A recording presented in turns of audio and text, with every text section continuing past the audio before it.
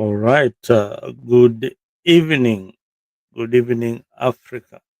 Good evening, Wazalendo. And good evening to our diaspora viewers. And good morning also if you're waking up from some parts of Asia. I am Muzalendo. And tonight, here I am. It is a few minutes to 11, and tonight on 60 minutes we want to discuss what is really happening in our politics. And I hope you viewers at home, if you've not subscribed on Africa 24, make sure that you do subscribe, because this is your number one talk show channel on YouTube. This is where we analyze real politics the way it is, without being biased, just focused on the facts as they are presented out there. And sometimes when I'm wrong, you correct me.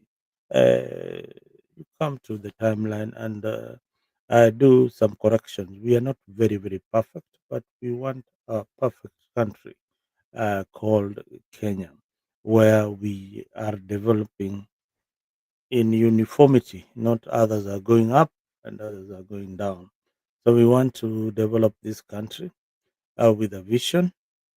If you like the current leader, he has to give himself a thumbs up on what he's doing, especially on the infrastructure, and even some of his CSs who are working tirelessly to make sure that the Ruto manifesto is actually achieved. But here in Africa, we look at things differently. Sometimes, most of the time, in the absence of the position. Now we are here as the channels that will give you the real facts the way they are. If the mainstream media is not doing the fact checkings, we will do it here and filter information on how things are going in our country. So, good evening once again. I am Zalendo, and welcome to 60 Minutes on Africa 24. Now, we take you straight into the art of Luo Nyanza politics. And for the first time in over 40 years, Nyanza stands without its political titan, one Raila Odinga. And the vacuum is being felt. So you can see leaders talking, you know, unguarded everywhere, and everybody wants to show us how they are going to capture the base of Raila Odinga. And the vacuum that Raila leaves behind is shaking the region to its core. Yeah, and you've seen all these leaders from Gladys Wanga, Raymond Omollo, John Badi,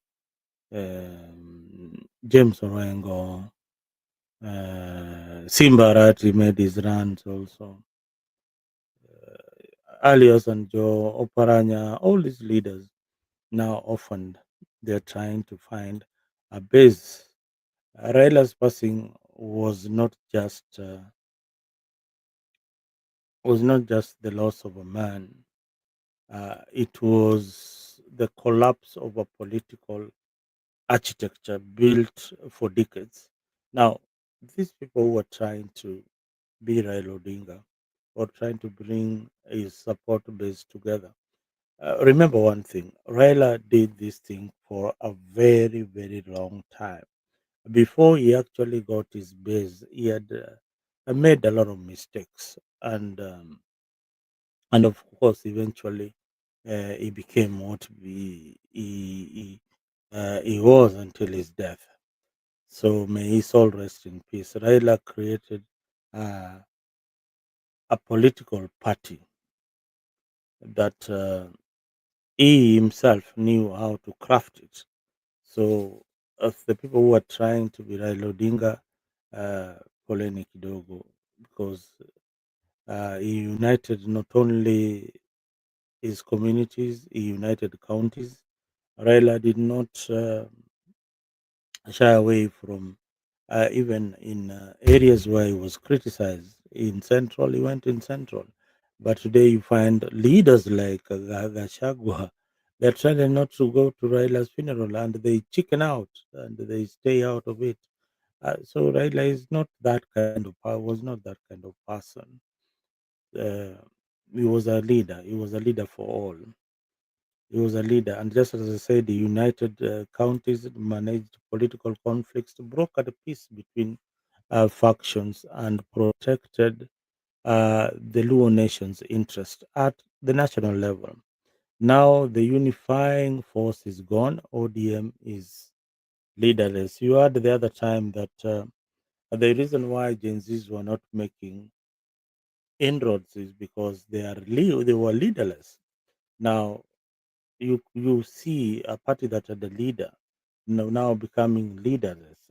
So factions are emerging within the political structure of ODM. Babu, we know, claiming his wing. You have Sifuna on the other hand, running his errands. We have got Gladys Wanga also running away with his voting block. And then we have got supporters of Raymond Omollo, who is also a technocrat. Uh, Also, people feel that he's the next Luo kingpin. All those things we'll discuss here.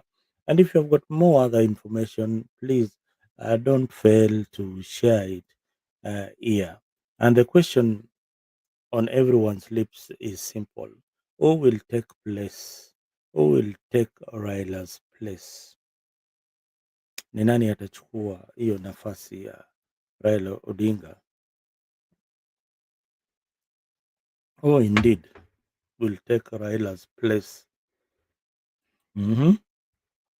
If you're watching me from home, please, that is the question. Who indeed will take Raila's place? If you've got an answer, please make sure that you share it. And before you share it, make sure that you go to YouTube and subscribe to Afric 24, AFRIQ, the way you see it on the logo up there.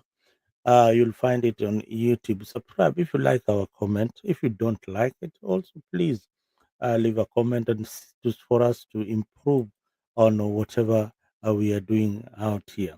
So Raymond Omollo, kijana mdogo, inaonekana kijana mdogo, watu wengi sana wanampenda sana sana. Oh, good year, Gladys Wanga is out. Good year, thank you very much for joining. I was glued up in this politics. I couldn't I wasn't able to see you. But karibu sana, good year. Now we're talking about Raymond Omollo. Who is this Raymond Omollo? Uh, Raymond Omollo. Yeah. Raymond Omollo is the state strategist for William Ruto. Uh, is the interior PS, Raymond Omollo, a quiet, calculated force within the unprecedented and precedented reach. Kwanza kizungu inanipotelea. Ui, unprecedented reach. Uh, this guy, he controls the administration, county commissioners, and the national security operators. He has direct access to the president and he is building networks across Nyanza.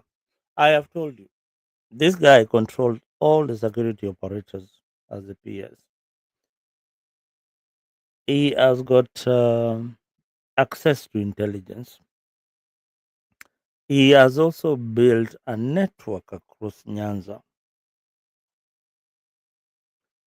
So be the judge. And he has done it with a precision unseen in the region. We only saw somebody like Raymond Omollo during the late Ezekiah Oyugi, who was also a very powerful internal PS. I remember Oyugi, Ezekiel Oyugi was advancedly mentioned in the murder of the late Robert Ouko. He was one of the key witnesses uh, in that murder. So Raymond Omollo is the second uh, PS for internal security. Now, very very powerful. And viewers, remember we also in the same security docket we had the late Oro Jode. Oro Jode was also very very powerful. So in this country we have in the security docket we have got people from the Lake region who have become very very powerful in that docket like never before. Yeah.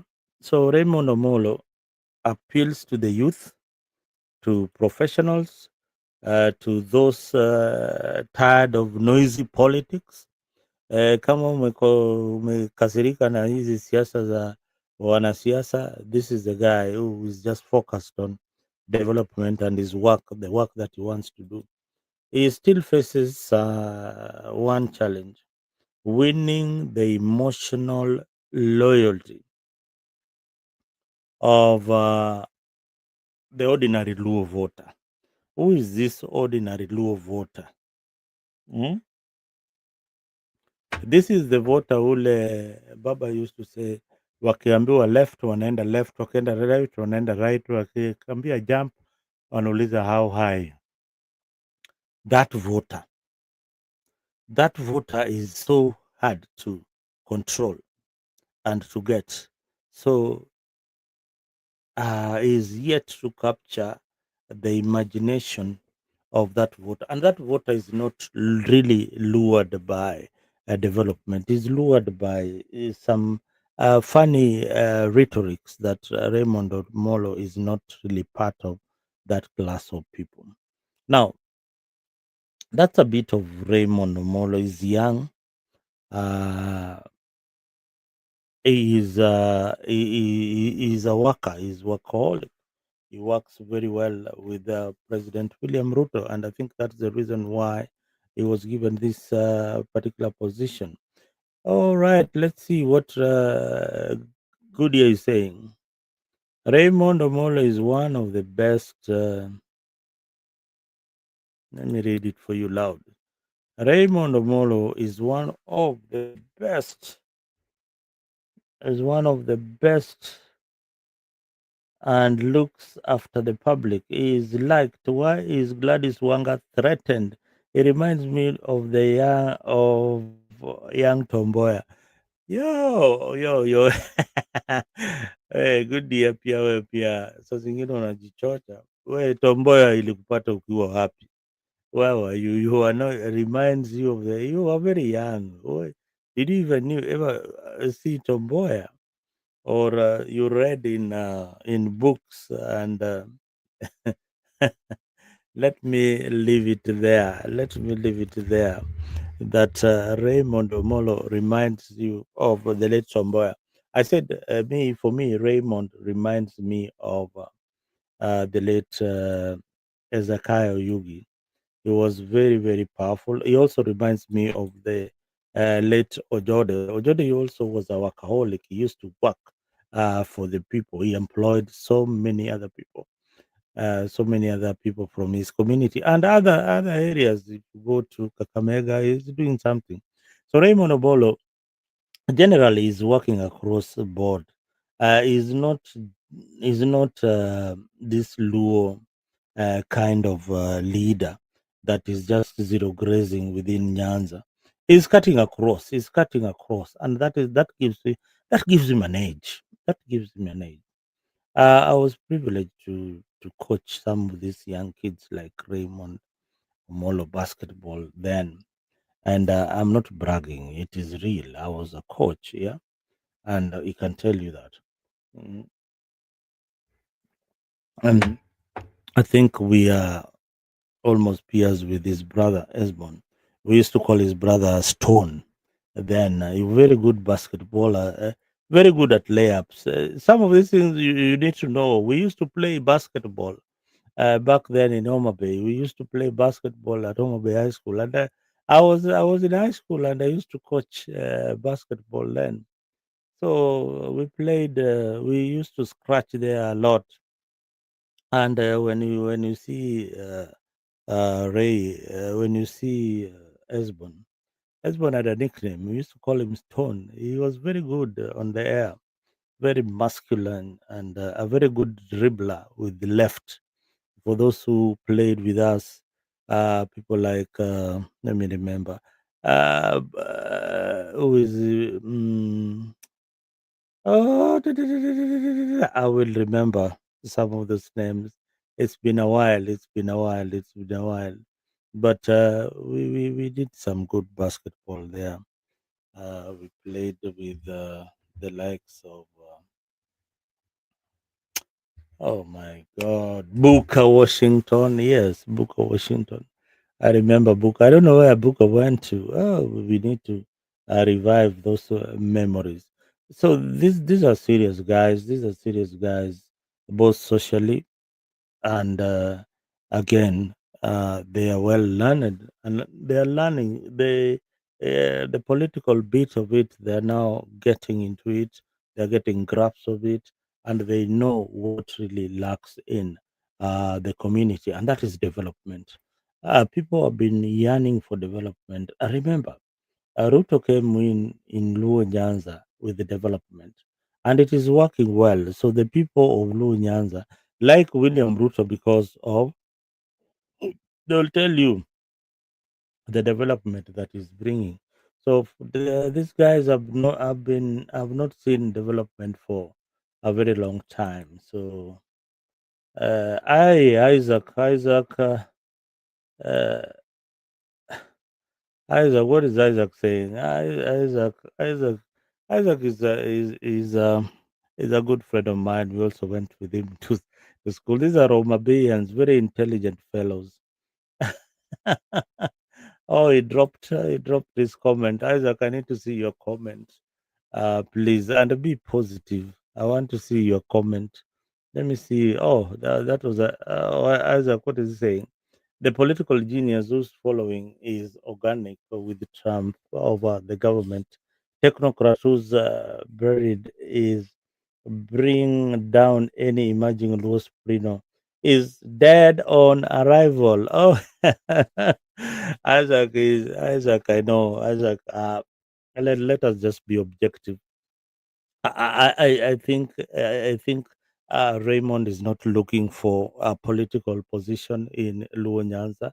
Again, he's only doing the work that is assigned to him by the president. I don't think he's assigned himself this kind of duties. So I I f- I I really wonder why people are fearing Raymond Omollo, yet he's just a government, is a technocrat. As a technocrat, he's not an influencer. But he's not political. He does not attend rallies and things like that. But he's not a politician. So I think when you want to gauge Raymond, look at other technocrats who have served there before. Isaac, you know very well of Oyugi, the late Zakai Oyugi. You have got some rich history of Zakai Oyugi. Tell us the power that Zakai Oyugi used to have. And people never used to get threatened. People used to obey Zakai Oyugi. They used to know that when you go to Rongo, you've seen the president. So why can't you people just take Ray as somebody who can give you access to the things that you need? Why fight your own brother, man? Hmm? Why are you guys fighting each other? Is it jealousy? What is it? Please explain to me why you are all fighting each other at the same time, looking for political position and relevance. So I really wonder. Oh, you can brag. You can brag, Mzalendo. No, I'm not bragging. I'm not bragging. One of these guys, even Isaac was my student. I mean, once in a while, I used to coach them basketball. These guys know that. They know that I'm not bragging. It is true. It is true. Good year. It is true. Oh, Alex. Oh my God. Even Alex is here. This is the. Oh, these are Homa Bayans now. These are very intelligent guys. And today, yani, the show is ni watu wa Homa Bay, man. Now kuja uone sasa knowledge. Wacha usikie Isaac hapa. Eh? And I know. My good friend Isaac will also know Alex is a political analyst, and once you get Alex on board, then you know you have real politics coming on. So this is what we want to talk about. Alex, I hope you got the link. I have posted it there on Afrik.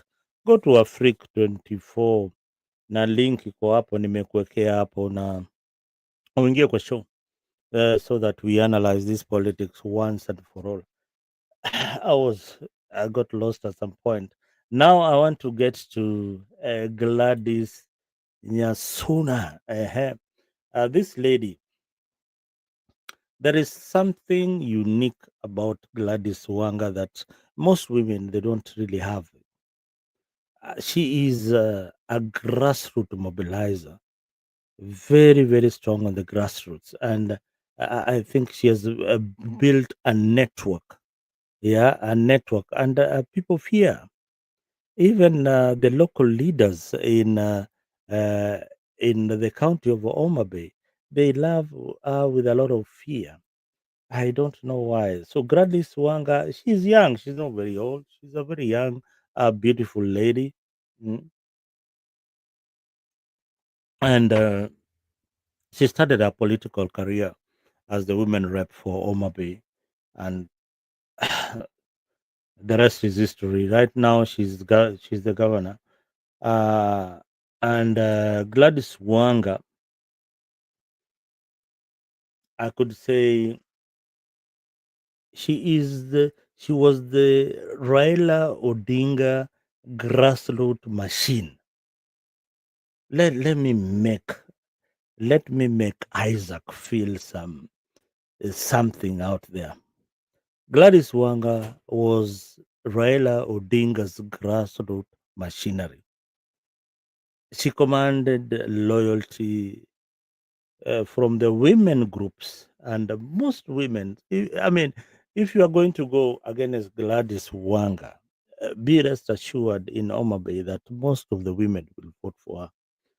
Then she has got another group of youth bloc that she controls, and the county structure she has built over years of being in politics with the late Kajwang and all that. I mean, she's politically within the Homa Bay politics, she is stronger. If Raymond was a politician, then I would say that Gladys Wanga is stronger with these grassroots networks. So she represents a continuity, legacy, and that link of Raila Odinga. She doesn't want it to die because Raila Odinga made these women powerful. She would lift their hands, and that was it. Their careers would sprout like that. Name it Millie Mabona, all those women in Luo Nyanza politics that Raila has helped before. But even as he faces challenges internally within the ODM party, county critics like myself, I criticize the county a lot, and Isaac could test there that I do criticize the county, and for reason. I've got reasons why I criticize the county. Uh, First, it is the issue of accountability.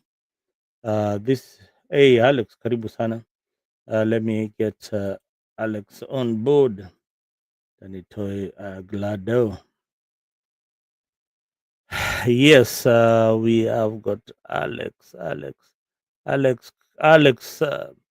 Alex, good evening.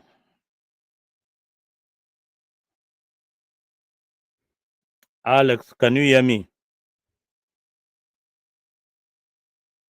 I'm saying How have you been, my brother? I'm fine, I'm fine. Well, Niko salama ndugu, bado tuko tu hapa pale ulituacha. Unajua wewe ndio mwanzilishi.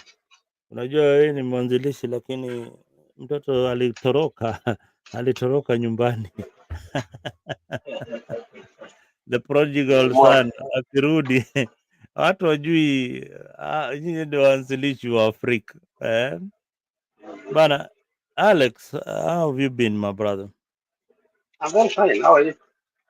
I am doing great. I'm glad to see you, and I know when you jump in Africa, most of the time you've seen a very juicy topic that you want to contribute to. And today I'm just analyzing this war between Raymond and Gladys Wanga. I don't know what is your opinion, but before even you give your opinion, greet your viewers and plus Homa Bayans who are watching you. Wako wengi sana hapa. Unajua hata Isaac Onyonyi kako hapa ananipigia pigia kelele na matusi hapo, but nimemzoea. He's a good friend of mine. So hebu tuambie. Yeah, nothing much. Nimeona tukiwa studio nikasema let me say hi to you. I have not been Mhm. following actually politics much. Why, Um, why, uh, why? And I saw your man Kibagendi becoming a Tyson in Kisi the other day, man. That was so low of him. uh, What happened? Hmm? I didn't expect that from him. Kibagendi, bana, with flying kicks and all that, na mangumi. I mean, leaders should not lose so, it like that. I hope you will not lose it so once you become. Hmm? what was wrong with that?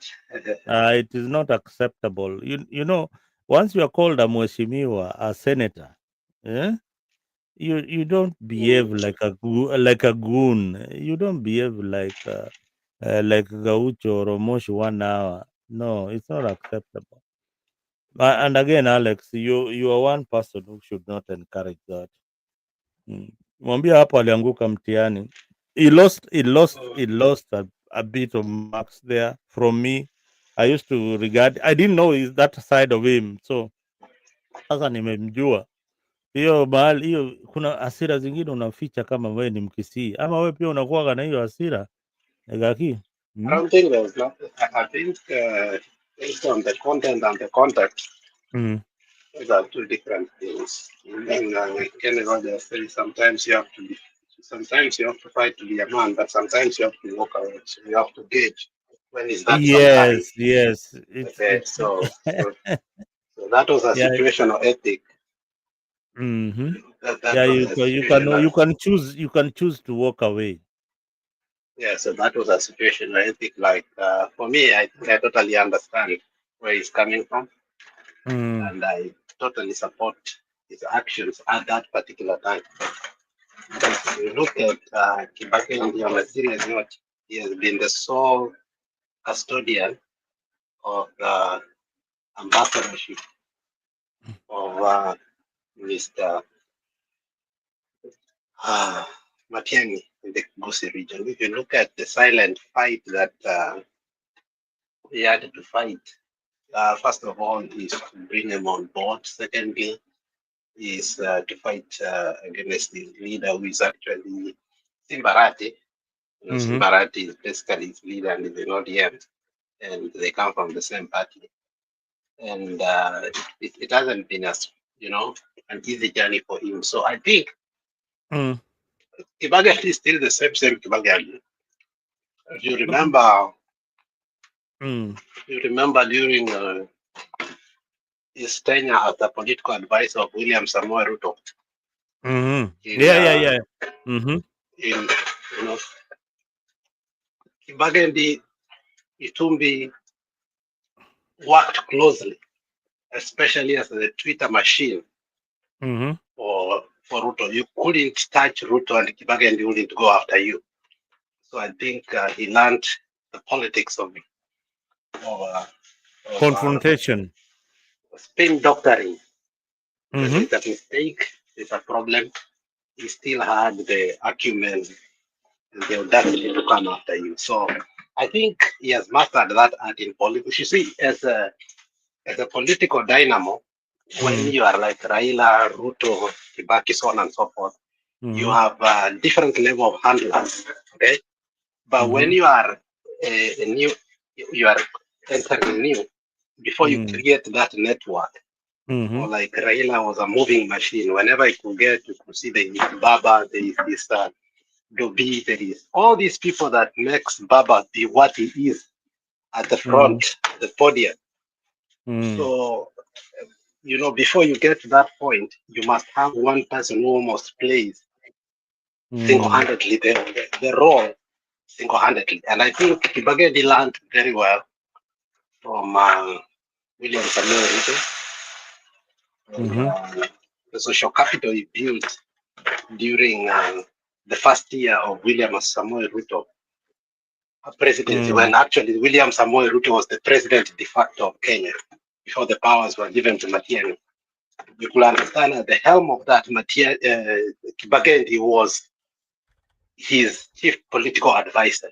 And I Mm-hmm. think actually somebody like, what was his name? Somebody like Itumbi, in terms of acumen, I think basically used to borrow some of Mm-hmm. those strong strength you saw from Kibagendi from behind. And Mm-hmm. that one cannot be underestimated. And I mean, we told him, even in psychophancy, you must have, moderation.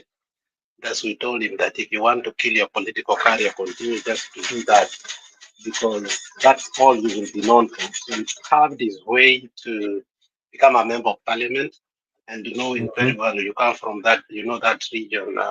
Almost once you get to Mosocho, Eroga, or Yugis, you realize that there are so many Luo voters that actually vote in Kitutu Chate's constituency. So there was no way he could win without the Luo voters. So from that background of history, you can know how he has grown. And this is a man who fought for his space. Raila disappointed him. Everybody disappointed him when he wanted to become a member of parliament. He was betrayed openly several times. And he Mm-hmm. realized that to stand up as a young person, with no money, with just his principles, he needed to be more creative. And through that, actually, I think he stands whereby nationally now he has a brand name. It may not be, you know, per caliber to many other politicians. Kama unaangalia magari utaona Benz, Audi, all these stands on top. And then you come to Toyotas, so on and so on. And thirdly, you come to Mitsubishi, Suzuki, and so on and so forth. So you can almost say that Kibagendi has carved his way, whereby he's in the middle pinnacles of the politics. Mm-hmm. His views Mm-hmm. cannot be ignored, whether be Mm-hmm. in parliament, in the media, in constituency development fund, across, I think, is one man who knows how to play his politics, more populist politics at this particular time. Mm-hmm. And he needs that relevance because if he doesn't do that, the fortunes might be against him. So I think you may be looking from one spectrum, but I think for him, he understands the science of re-election. And that science of re-election, I think is doing it very well. If you look at his predecessor, Mr. Richard Onyonka. Richard Onyonka became an MP for that place for a very long time. And how did he become? Onyonka has always been very vocal. Secondly, Onyonka has been, very controversial. And lastly, he knows how the ground and what it Operates. is. Onyonka has changed the parties. I don't think he has ever vied for the next election in the same party that he was. So if you don't look very well on how and why, Kibageni acts the way he acts, you might actually misjudge him. However, I think he's up for re-election in 2027, and I think he will win landslide. He comes All right. from the background also Mm. of, he had mentored almost all the people in UDA, including Osoro. Osoro used to be an ardent member of Baba, and Baba disappointed him. You know, Osoro was more ODM than any other KCU, if you don't know. But he Really? was denied. Osoro, Sifuna, and Kibagendi. These are sworn friends. Away from Mm-hmm. politics, these were ODM members when they were not known. Remember, Sifuna was going to Nini, Kandui to buy, and they pulled him out of Kandui and brought him to Nairobi. And before people knew him in Nairobi, he used to play politics with Kibagendi and Osoro, and these three are triplets in politics. So Wow. you may not know that Wow. history.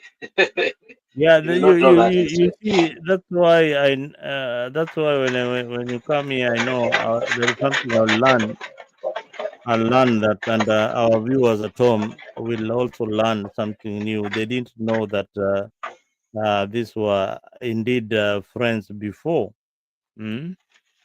Very close. Until today, they respect each other. You will never hear Sifuna anyway you can criticize Osoro. You will never. Mm?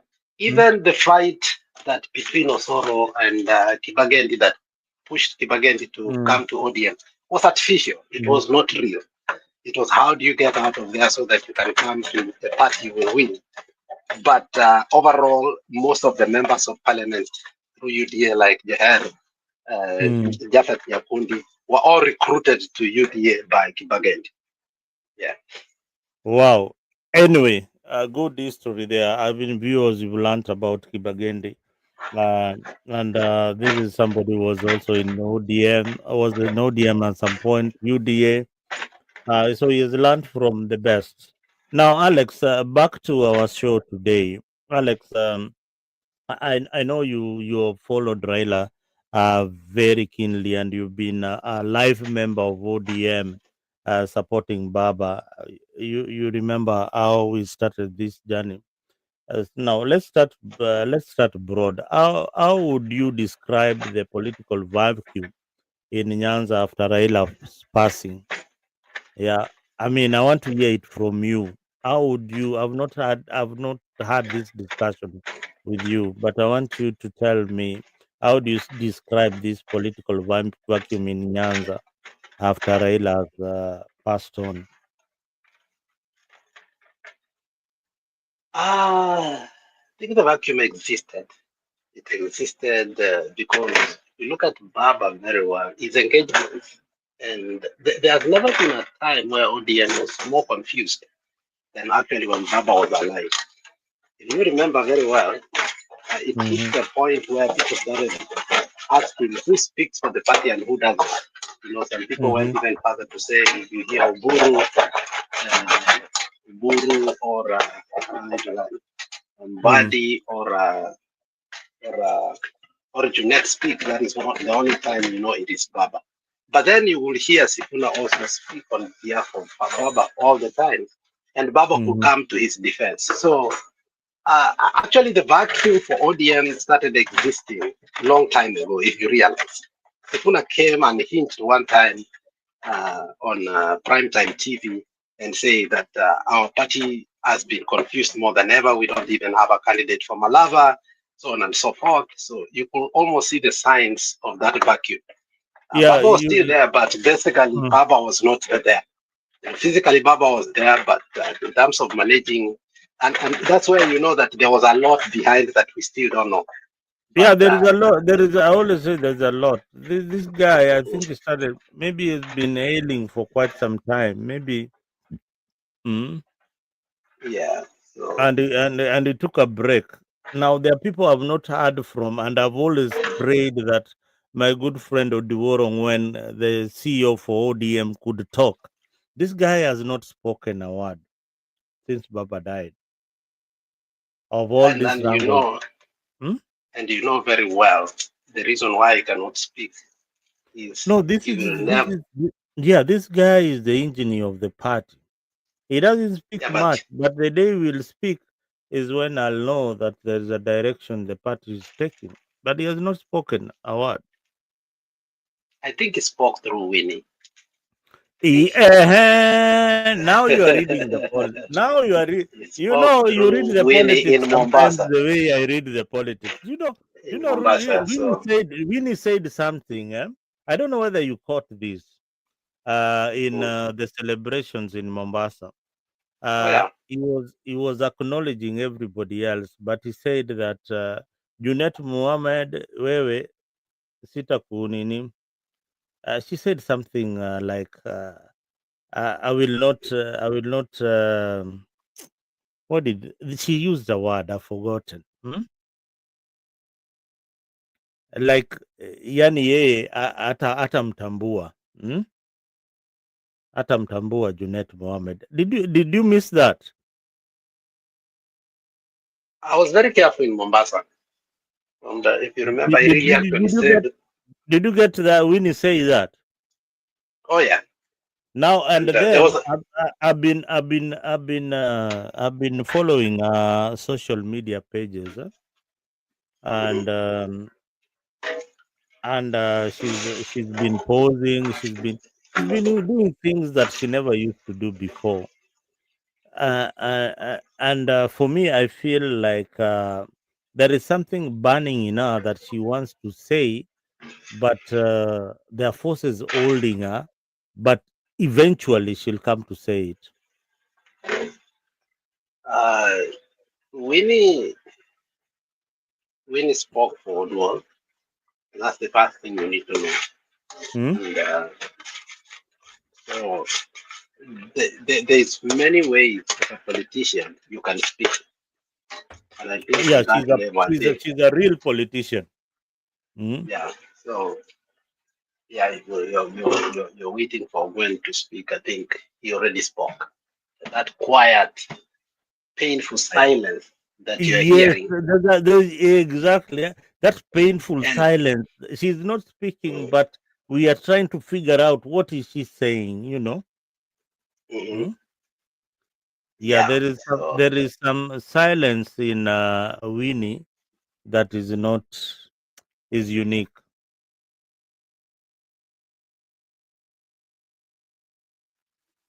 yeah, let me go to Raymond. Huh? Yeah, I want us to jump into Raymond, Raymond, and then you tell me Raymond, what you think about Raymond. Yeah. Raymond is our inmate, huh? Hmm. And Raymond finds himself in a very precarious position, huh? And I think the task ahead of Raymond that was difficult is how to contain Baba, because I think that was the only reason he was chosen even to that docket. Had Baba been gone before Ruto was sworn in, I don't think the creation of Raymond would have been there. If you look at the last dying days of Moi regime, there Hmm. is an interesting scenario, and I think which Moi regretted later on, allowing William Samoei Ruto to become the Minister for Internal Security, Assistant Minister for Internal Security.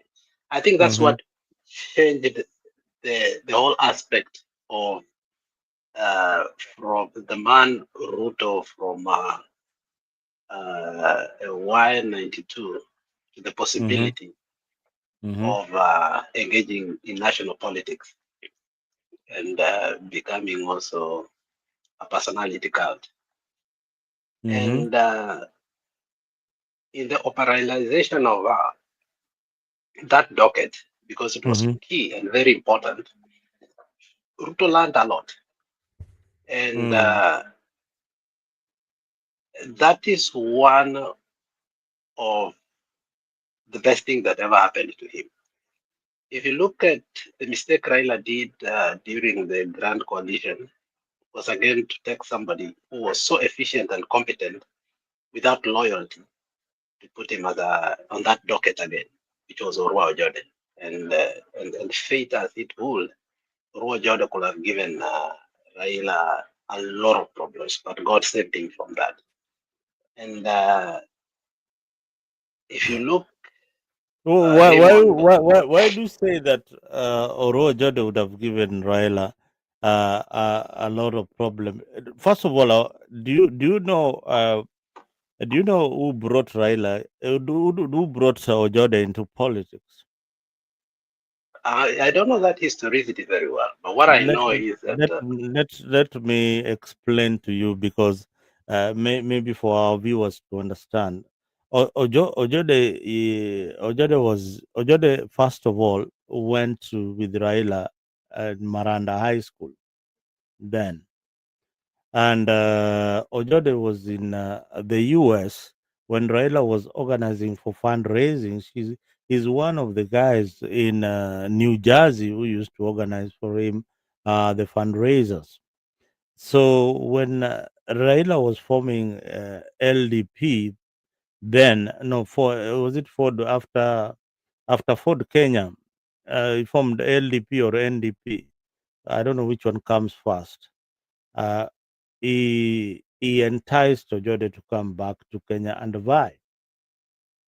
That is how their relationship goes way back. And Alex, if there is anybody who could correct Raila Odinga, and then it was Ojode. It was Ojode. Raila died when there was nobody who could tell him, no, we cannot do this. I remember the merger between the merger between NDP and KANU in Kisumu. The person who banged the table and said that it cannot happen, it was Ojode. Not so many people know that. They were peers. And I tell you from a point of information, and even we can go deeper to the things that probably I know. But that is exactly how they became like very close. This is the only person that Raila Odinga could allow to join government, and everybody else is no, opposition. I think we have spoken this before, and I think you are very good in analyzing it. Baba proximity to intellectuals was unwavering. That's why you find people like Makau Mutua Yes, and the other people that Baba really looked into because the capacity. And Baba still had friends who like had you, Alex. If you ever had a chance to sit down with Baba, you'd be the next MP. I'm not sure about that, but I am what telling you. I am telling you. You know, Raila had a unique way. You see the way. Let me give you an example of Donald Trump. Hmm? Do you know how Donald Trump admires people who are intelligent you could and see wants how he and you could wants see them how he around them? disappointed. You could see the unexpected when Mamdani went there. We were expecting Exactly. fireworks, but There is but something people unique were and attractive. deflated. People were deflated because it was going to be a good story for Fox News. But and that's a part that people don't know Donald Trump about. Many people look at him on a rhetorical point of view, but they don't understand his subtle, you know, uh, personality, which Yeah, actually has made him to be a successful person. Why? you Because know. he is Yeah, always you know. aligned. I like a good year saying Trump is the best. You know, there was a time I used to watch The Apprentice back in Kenya, and I used, we always used to admire what Donald Trump is going to come up with. He would Mm. surprise us with the results of what he really wants in his company. Although that was acting, but that is his real No, no, character no, in no. life.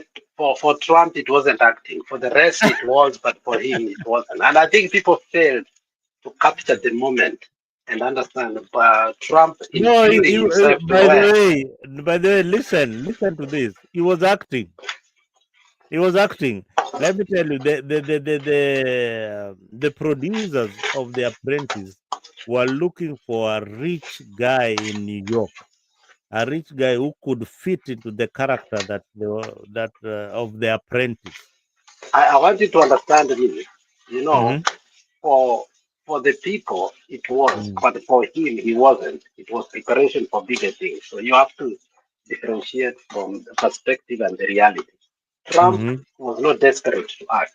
He didn't need to act, but he understood the power of the media and the future it had on him. Okay, if you look at Trump, he has used the media to his advantage, whether positively or negatively. But Yeah, he has always sanitized himself. you see the every time I tell people that what we do, what you do on the other side, and you come as a panelist here, is civic education. What good here and everybody else on the comment section, what they do is a lot of civic education, and there's a lot of power in that information and knowledge that we give out there from both the people in the comment section and the ones who come here. I wouldn't say that I've got all the knowledge in the politics, but every time when you meet a panelist, they bring something unique that the viewer at home can learn. Right now, we are on Raymond Omollo. There is a war that is brewing between. There's a war already that is between Raymond Omollo and Gladys Wanga. I don't know where this war, how it's going to end, but I'm not seeing it ending anytime soon. The war between Ray and Gladys, I am not so sure whether Gladys Wanga, being the politician, will cave in and say, okay, Ray, well, let us work together. But I hope that there will be a time when they can work together. Now, we have you've talked about the vacuum that Raila Odinga has left, and how it is becoming very, very difficult to fill it. But Raila Odinga discovered one lady called Gladys Wanga, yeah, and Raila could see far in Gladys Wanga, and that is the reason why he lifted Gladys Wanga to become the governor of Homa Bay, even negotiating with Magwanga to be the deputy of Gladys Wanga while they were arch rivals in the gubernatorial race. There is something unique about Gladys Wanga that perhaps you have seen, Alex, that you can tell our viewers there, or there is something so weird about her that you need to talk about.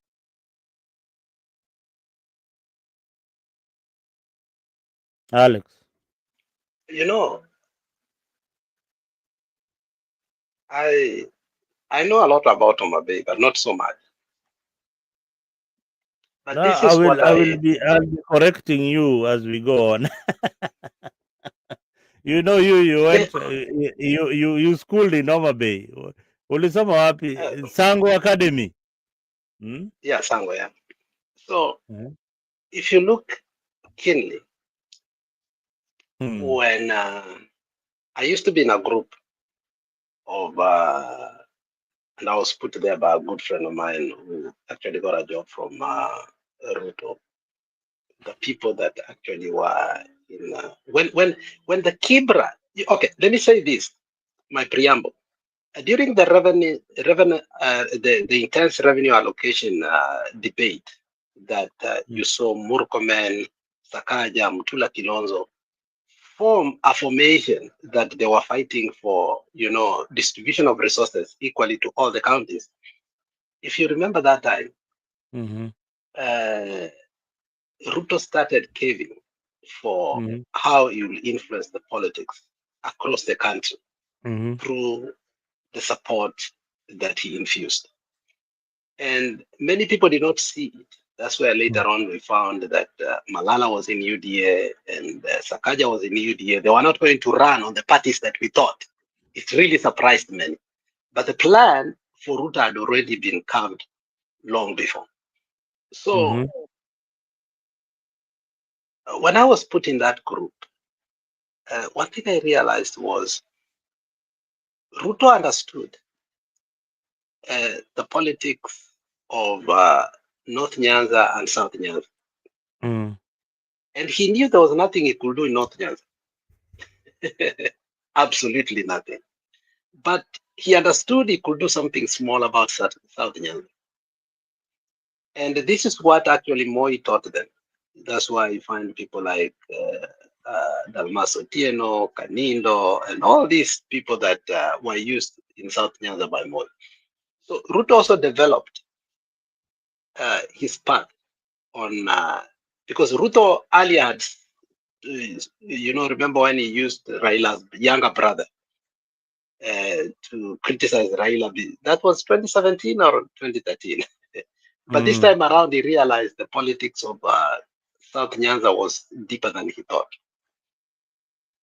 And why it not for that? Do you know? I don't want to disrupt you, but I want to add to what you're saying. You're bringing a very important point that our viewers back at home might not even imagine what Alex is trying to say. Now, Alex is saying this. William Ruto realized that it is easier to go into Luo politics through the South Nyanza window, Homa Bay window. It would have been difficult for him to go through Central. So what did he do?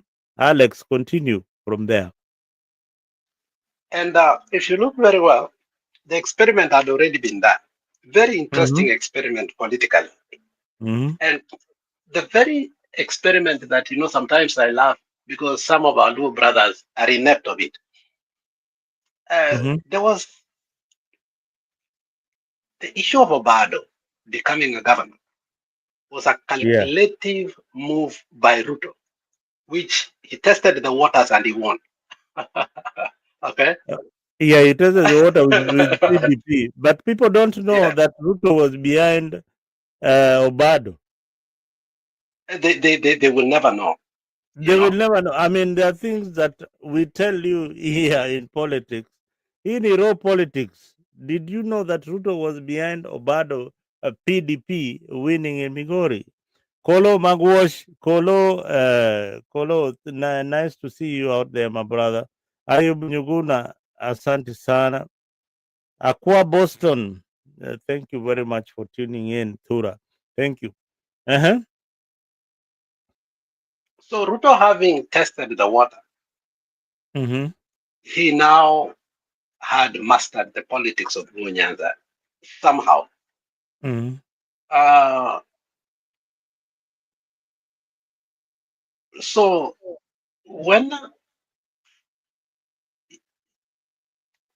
Otieno Kajwang died, Yes, Raila lost the most important ally in exactly. all his Yeah, political life. yeah. Okay? Yeah, exactly. Mm-hmm. And if you remember, Mm-hmm. kindly let us note this. Very unconventional events happened. Fidel died and Yeah, was hurriedly buried. yeah. Fidel died and he was hurriedly buried. Yeah. Hurriedly buried. And Mm-hmm. during Fidel's funeral, they Mm-hmm. Luonased it. Remember, even Zangarai was there and other people, but they made sure that they had Luonized it. Remember, the MC was Orengo, and they had to speak in Luo language Mm-hmm. because of one Tony issue. The state apparatus, by that time, we didn't know that Ruto was actually the state, not even Uhuru Muigai Kenyatta, had gone ahead and hired the same people you saw in Kasipul Kabondo and were ready to take over from that senatorial seat. Mm-hmm. Baba rushed from his own son's funeral Mm-hmm. to campaign for the younger Kajwang, who was actually not even a voter in Homa Bay. Yeah, in fact, Baba got Kajwang from Uganda. I think he was doing. He was in ICT or something like that. Law, I think something of that. I'm not sure. Okay. Yeah. He was in Yeah. ICT. Yeah. Mm. Yeah. So those events created a pitfall for Baba. Mm-hmm. However, Baba was quick enough to recover.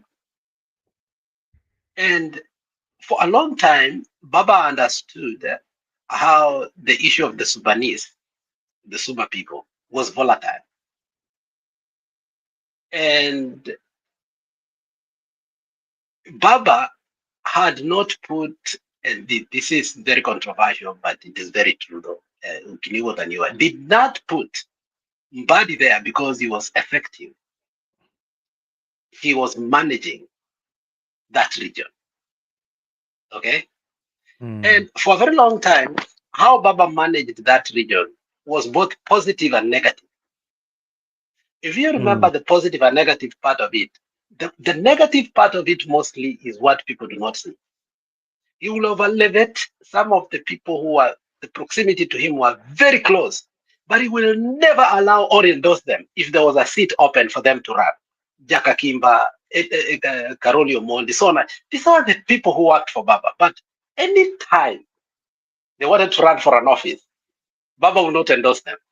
you know, A mystery, a mystery.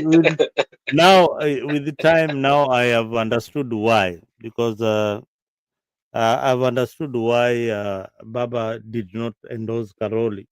And despite, do you know, Karoli, what he offered to Baba Raila Odinga was more than even what Mbadi was offering.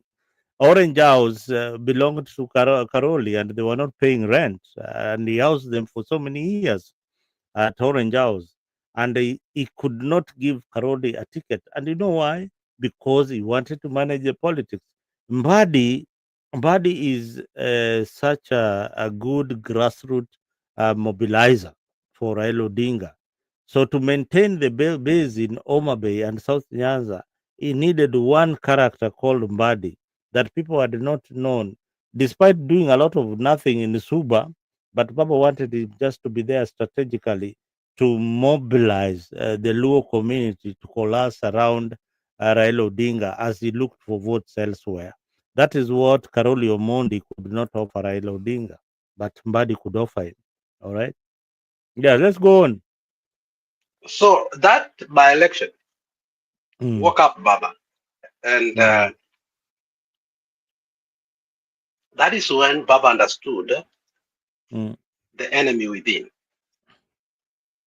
Uh, Mbadi had grown horns, but he was the only suitable person that Baba could use there. When Sakaja came with his TNA mm, 2013 and he became the majority leader, something of the sort in Parliament 2013, mm, in one of his interviews, when he was asked, "Who is your role model and who do you think inspires you in politics?" He said, "John Mbadi." And it was interesting for Sakaja to say that. Okay. And over time, Jeff Koinange does not know how to hide very well uh, his mhm, politics. When you mm. see Mutula Kilonzo come with Sakaja, so there are people, Barack Muluka with Ahmed Nasir. There's a way anapenda kupanga what when he used to do his show. And the interesting part is that whenever Mbadi came to Jeff Koinange, Mm. he always came with Kimani Chungwa. Interestingly, okay? Yeah, and And there is this other part of the history between Mbadi and Raila that I feel that our viewers should also know. When Mbadi was at the University of Nairobi, yeah, as a student, Raila Odinga used to visit Mbadi in his room as a student. They used to mobilize the student community to support Raila Odinga. So Raila Odinga's support base started from the universities too. Those were his mobilizers at the university. So imagine Raila Odinga when he was just starting his political career. He comes to your all, and there are all these Luo university students, and the contact person is John Mbadi. That is where the relationship started. Also, yes, go on. yeah, so during that by election, Mm, uh, Baba understood that things were not right for him. mm-hmm, I think Kidero and other prominent duos, you know, went for for the opposite. And some of Papa's closest people who are denied the ticket and the young Kajuang was given were not happy, they were disgruntled. And actually, Ruto made headways in that region Mm-hmm. and started building his team. And that is when I knew that we had lost Mbadi. But Baba knew how to manage the whole scenario because he didn't want to deflect it to a point whereby people could, get sympathy votes, so on and so forth. So Baba played it cool. But where you realize that Baba, used his last bullet on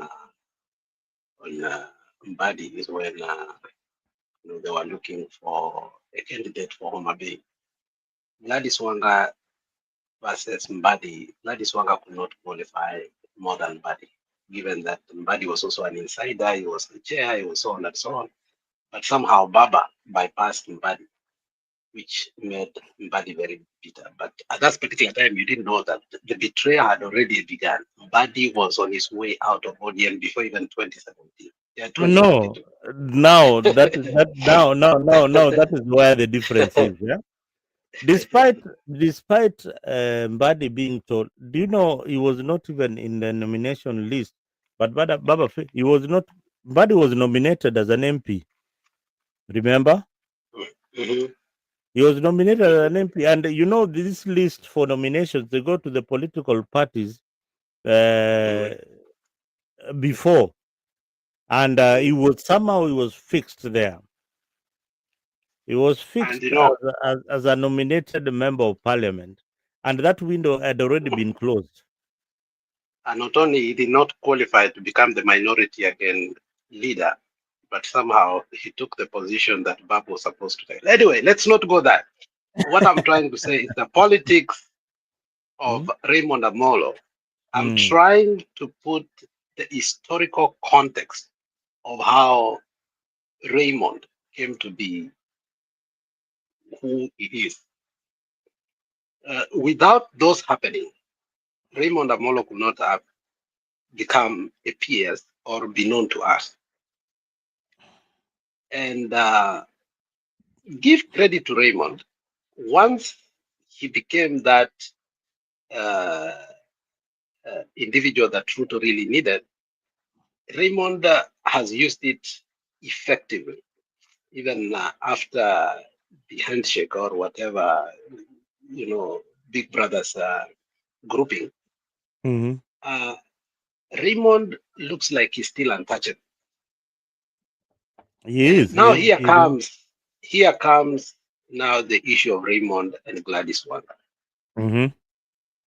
And the question was, will their fight ever end? Yeah, it will end because I think in 22 they tested the waters. UDA tested the waters. Aroko was the Oteta was their project, but where Gladys failed is after elections you reconcile and create a new grouping for 2027. And the Gladys Wanga failed terribly. Had Gladys Wanga Terribly, I don't know. extended. This lady, she doesn't have advisors.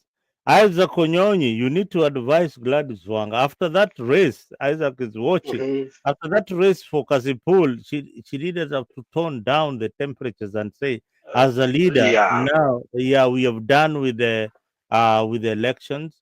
Aroko's team, those who are fighting ODM and all that, I want you guys to come on board. We join so that we build this county together. But what did she do? She went, she was starting more wars. She's running away and starting more wars. She needed somebody to advise her very, very closely. and you can Mm. imagine this was a by-election whereby you concentrate all your fight in one place. It's not like a general election whereby you still have to transverse the whole county. And Mm. whether they won that seat or not, Gladys as a person lost a lot in that seat. Yeah, Okay. you know, Okay. Alex, this is what I say, yeah? Gormaya, Gormaya is playing a friendly match with the Gormaya B. Then we have Gormaya fans who are supporting the normal Gormaya. Then we have the other people who are also wanting these underdogs to beat Gormaya. Then these are same team players. Aroko is an ODM. This is a Luo affair thing. Yeah, there's no outsider. These are all Luos fighting each other in a battle.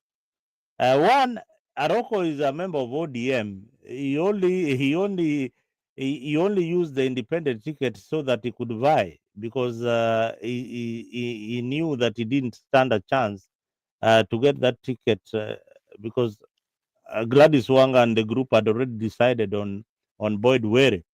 Yeah. So these are members of the same group fighting each other. Mm. Then they make it a very very big deal. And just as you said, this war is over. We were fighting each other as brothers and sisters. Let's come together and build this county. It was that simple. And he would tell his deputy governor, I know you are supporting the opposite side, but we have beat you. But now let us work for the Homa Bay people. Do you think there would have been any war? No. Yeah. So for me, Gladys Wanga has created a storm out of a cup of tea.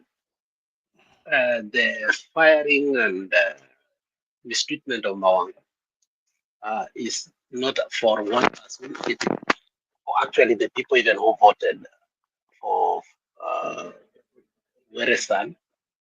And I think whether she's a grassroots mobilizer or not, I think on this she terribly failed, and I think she will live to regret Regret. it. Yeah, you are right. And there will be dire consequences. If you look at Mm-hmm. the election was very close, and actually, I believe Gladys never won the governorship, and one person will believe that. They didn't win. Free They and fair, rigged the elections. Yeah. free and fair, Gladys could not. But now Mm. Gladys is bringing her insecurities aboard openly. Okay, and those insecurities are exposing her inept nature. Okay, Mm-hmm. you don't recall or fire people immediately after by election. You take time. But what she has done, it shows she's a very insecure person. She doesn't believe that her record will talk for 2027. She is forcing to make coalitions and friendship that are very premature, okay, before understanding the ground. Now, the Mm-hmm. one person that used to favor her most, is already gone. Mm-hmm. And the wave to where these so-called ODM orphans are going to go is still unknown. So it becomes difficult again to you know uh, confuse them more with your rhetoric and also your bad taste of other leaders with different opinions. So I think Gladys Wanga escalated a fight that could have ended after the by-election, say bygones and Mm-hmm. bygones, extend an holy ban, and so that people can come into their senses, whether Baba is there or not. I think this is the party for the choice of our people, and the reason we must do this is Gachagua went without a party, and he was mistreated. So whether we like it or not, what has really helped the Luo Nyanza over the years, even in staying in the opposition, is the fact that their unity was paramount than being in the government. Now we No, have no, no, Alex, eh? What I wonder is that okay, they're at war between Gladys Wanga. Gladys Wanga, just as I told you, she's a good grassroots mobilizer. All the women in Homa Bay will definitely vote for her and all that. Now, but Raymond controls the machinery. He controls the state organs, the security, the intelligence. You know, so who needs? I think Gladys Wanga needs Raymond more than anybody else. Now the thing is that you have to know from what I hear and what people are saying is that Gladys Wanga wants Raymond Omollo sacked as the PS. That's the big question. Hmm? it will Anataka not afutwe happen. kazi. It will not do not happen under the Now, sun. Leona, the way they were saying, it is either you remain with William Ruto to remain with Raymond Omollo, or we go to Gashagwa. We take our own path. That is what Gladys Wanga is telling William Ruto. And in other circles, it's called blackmail. Hmm? Gladys Wanga has no person to take to the shop. That one I know 100%. And Did you hear? Sorry, Alex. Did you hear what Millie said? it depends. I mean, I'm not sure. I think Who's let me here? listen to her. Mumbingaru, many try and across.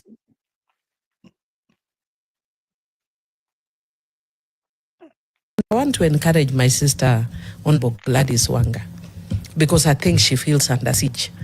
And she's one person Baba has held her hand. Baba has protected her immensely. And without Baba, she's feeling the heat. And I'm seeing a bit of her going, feeling even people who are not fighting her. Yep.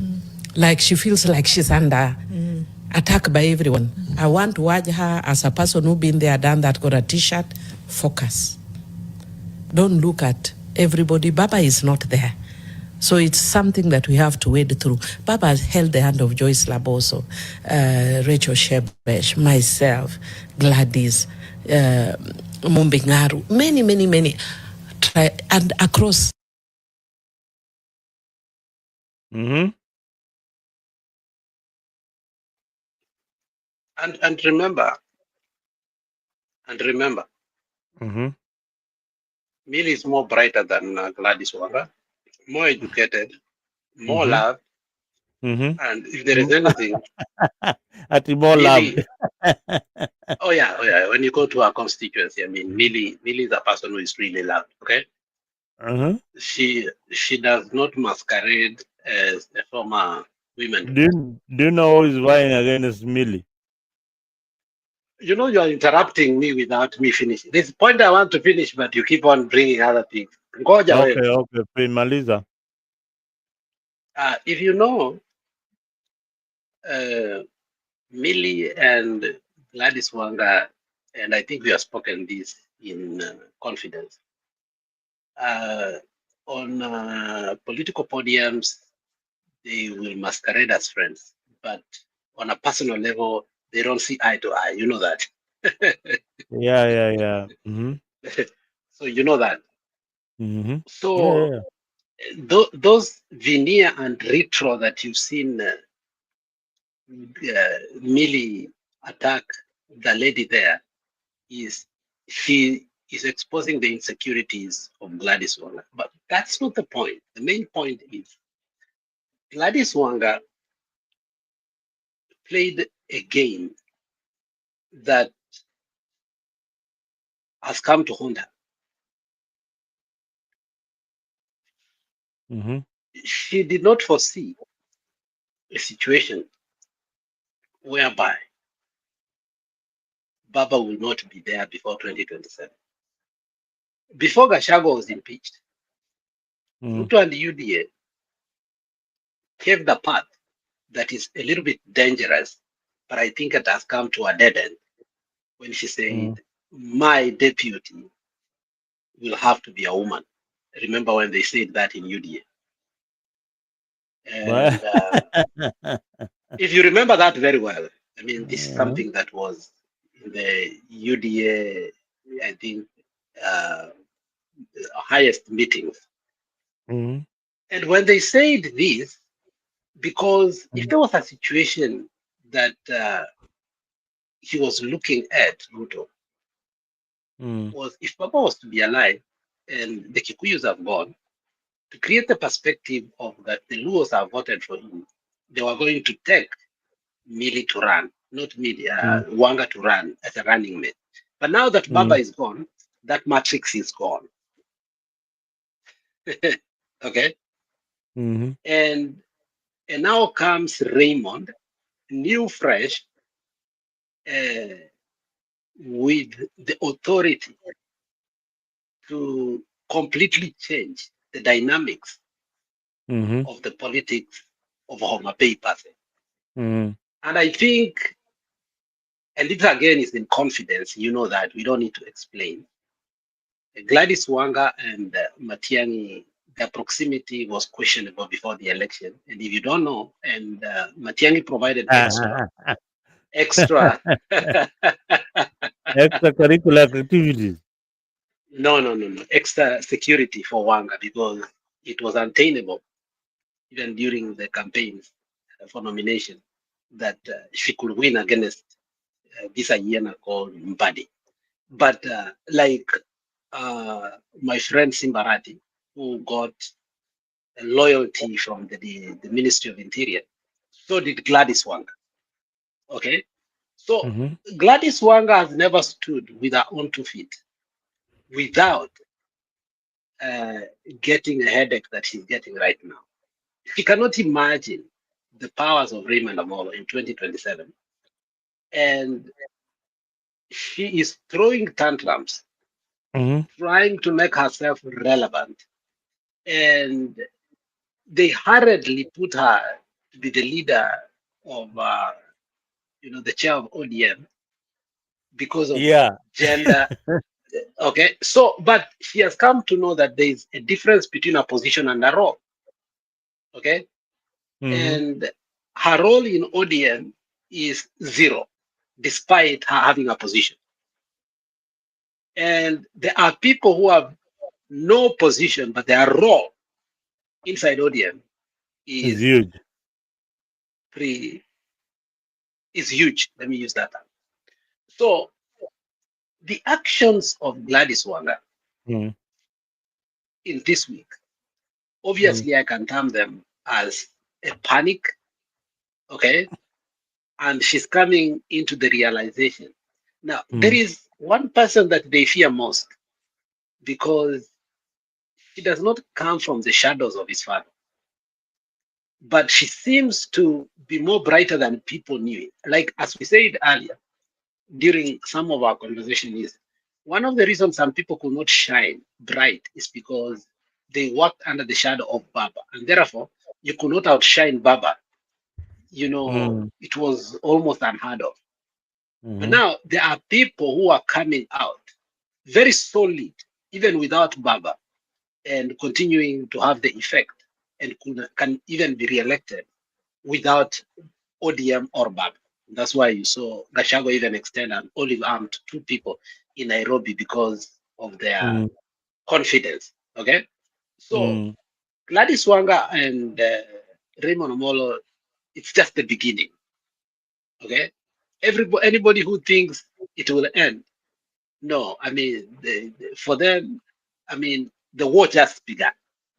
Okay, and if I was Gladys, I would know how to play the politics of power, not populist, because that is not going to happen. The same way they used Thorax to make sure that, because they didn't use the electorate to force Weresan to become the MP. So they've already carved a formula that eventually Oroko and others will gain to do what? To take over Homa Bay. Unfortunately, the same game they've played will be Yeah, yeah, repeat in 2027, yeah, but against them. yeah. You got it spot on. You that's what you took the words from my mouth. That is exactly what And I wanted to say. Ruto is so happy than ever because they tested the water in Homa Bay to the limit.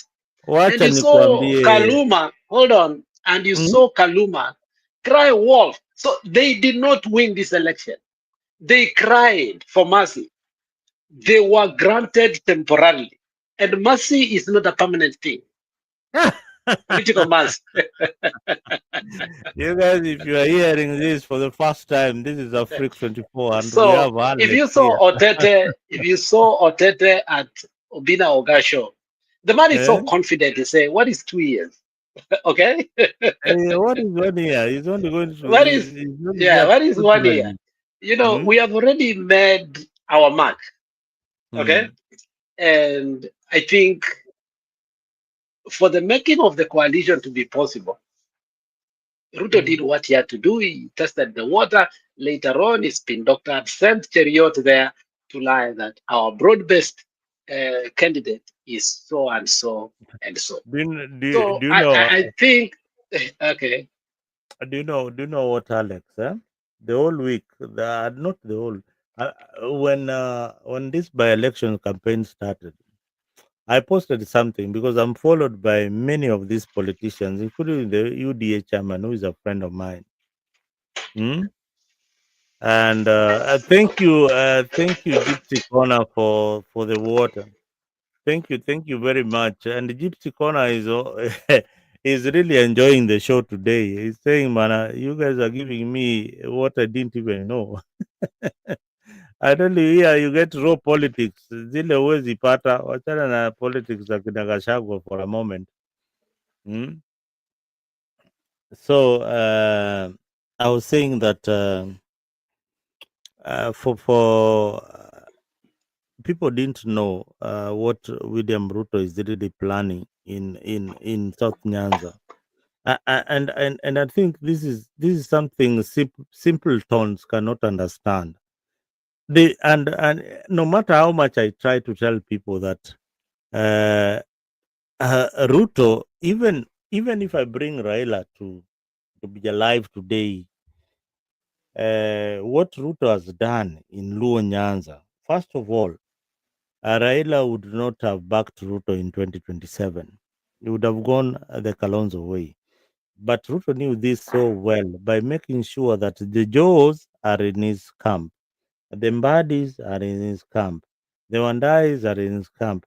Nani atatoka kwa CS position aingie kwa opposition? Hakuna, hakuna. So he had already divided the niche. Then we have Raymond Omollo making sure that all the projects that are stalled ziko pale. Now, for Gladys Wanga, she has to be in government. And for one reason, she cannot account for the billions that she's being given by the national government.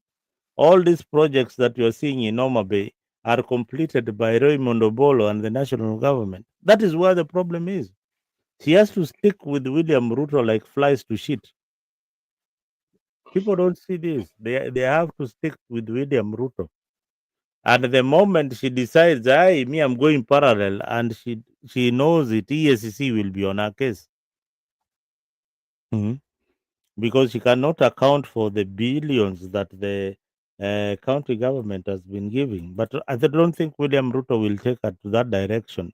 William Ruto needs her, and she knows very well that her life depends on William Ruto.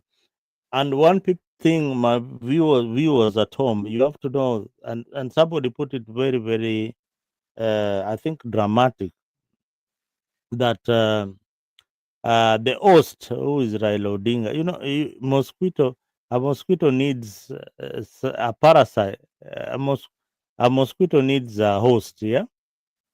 Who's you? So the host is Raila Odinga, and the host is gone. Now they have to look for somebody else, who is William Samoei Ruto, to ensure that they survive. So William Ruto is the only survival tactic for ODM in the broad-based government. But who needs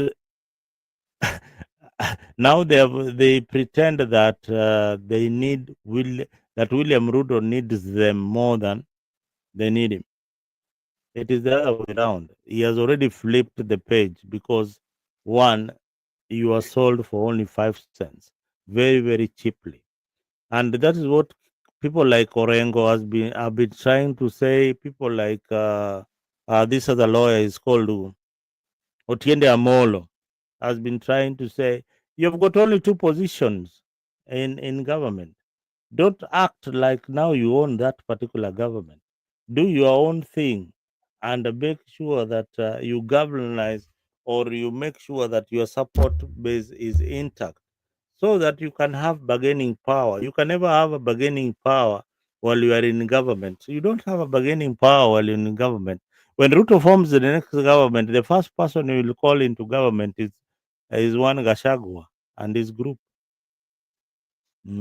Nyinyi mtakuwa watu wa kawaida tu. Alex, songea bwana. Yeah, so this is why Gladys Wanga has lost it. And if you look just a few hours before the by-election of Kasipu, there was something revealing and deeper that Kalume revealed to us. He said, Nyocha aneno Obado ko biro kae, where he even killed this lady. Then he went further to say, we have seen other people like Kidero. He named actually the people that are working with Raymond Omollo, that they are campaigning for Otete. That was very revealing because Kaluma was saying that the state project is actually Otete. And he's being campaigned by a couple of people who are this and this and this, which tells you that the man, William Samoei Ruto, has a ground prepared for 2027. And the people that he's going to use are, first of all, Obado, secondly, Kidero, and many other more people that are or have been friendly. I don't know, Mzalendo umeenda wapi? If you remember, Hapa Hamia. There was a very interesting scenario that happened in Homa Bay, a couple of in Migori during the COVID pandemic, and I want to inform our viewers about that. When the lady was killed, what was her name? Sharon. Yeah, Sharon. There was when Sharon was killed. According to the consensus, the Migori people had come when Obado was still in jail for a couple of days. It was agreed that this is very interesting, very controversial, but very interesting. This is where Ruto comes in. The county assembly of Homa Bay was supposed to impeach. The only problem in that, and you know that, was once you impeach, the inevitable and uncompromising evil that was going to happen is to allow a courier to step into the seat of governorship. Who again could have made Migori more UDA or opposition than before. So because of that, even Raila himself had to work hard and retain Obado against all odds to appease his people. Okay? But at the same time, making sure that the posterity of the Luo nation is not dimmed by the emergence of a courier government. And that tells you that the ground that Ruto had already put was to form a coalition. And this is where my suspicion, which you will help me, which I know it's 100%, but which you will help me explain to those who may not understand. In the making of the coalition of Obado, the Somali community betrayed the Luo people in Homa Bay, in Migori. Okay? in that they wanted to retain Junette, but overwhelmingly voted for Obado, okay, Mm-hmm. as a cover-up or as a safety net, okay. Mm-hmm. So Obado's vote were the Kuria, the Kisses, and the Somalis in the metro, okay, which Yeah, tells you yeah. the network still that Ruto wants to control in Luo Nyanza, and therefore it is working. So people like Gladys Wanga are not as important as they were deemed to from the very beginning. Now, let me say Mm-hmm. one thing that you need to understand. Immediately Ruto took over, Mm-hmm. Murkomen conspicuously made so many trips and so many lies, which he used to say here and people did not understand. Mm-hmm. They organized the first economic forum. Remember when ranking of counties used to be, I think it was number 46. It's bottom five. Homa Bay used to be bottom five because of the man Awiti. Awiti, Awiti, the only narrative we used to say, Awiti, Awiti pod peg. So wait a minute. Awiti, So Nabolo Ido Tech. Mm. yeah, so uh, but the PR machines that they used, my friend, was so effective. The lies. First of all, they said 2 airstrips have been opened in Homa Bay. You came crying wolf, and we couldn't allow you to cry because at that time, tulikuwa tunabeba masufuria, and we did not want, even if it was true, not to create a narrative. Ah, Because, I don't. no, hold on, don't be excited. Please, please. You know, you are cutting me too much, and I'm not able to say I'm what I not. need to say. I'm not. I'm just laughing. So, I'm not so cutting you. during that particular time Mm. of masufuria, uh, Gladys Wanga was creating a bubble and a scenario that was not true. First of all, Murkomen frequented Homa Bay so many times. I wanted to tell you how Ruto, has effectively taken over Luo Nyanza, and he no longer needs Gladys Wanga. So the person to now take over is Raymond Omollo. Now, they started some projects that were kangaroo. 2 airports, 2 airstrips. The other one, ile Yaunga, that you kept telling people they could not listen. The fourth one, which was done in coordination with William Samoei Ruto, was to quickly open Raila Amolo Stadium, which is just basically nothing. There's nothing that was done there. It was just a big name that was put there. So in doing that, Ruto had already stepped in Ibunya. Okay. If you look at these projects that we used to remember at the prime time meeting whereby Gladys Wanga, before they hosted the economic forum, whereby they say now Homa Bay is number 2 in the whole country in terms of development. In that prime time TV show that Gladys Wanga had, you could see the takeover of Homa Bay. You could see Eliud Owalo with his beans and whatever every weekend in Homa Bay. Okay, so the issue of Homa Bay is a gone conclusion that whatever Ruto wanted has been achieved. Now that Mbadi is in the government, okay, now that people like Karoli Omondi cannot agree with Gladys Wanga anymore, okay, now that there's division within ODM to the core, and you could see dissenting voices, more especially, there's nobody that irritates Gladys Wanga than Winnie Odinga, okay? Because she's a woman, she's smart, and she carries the Odinga family name, okay? And that really scares her.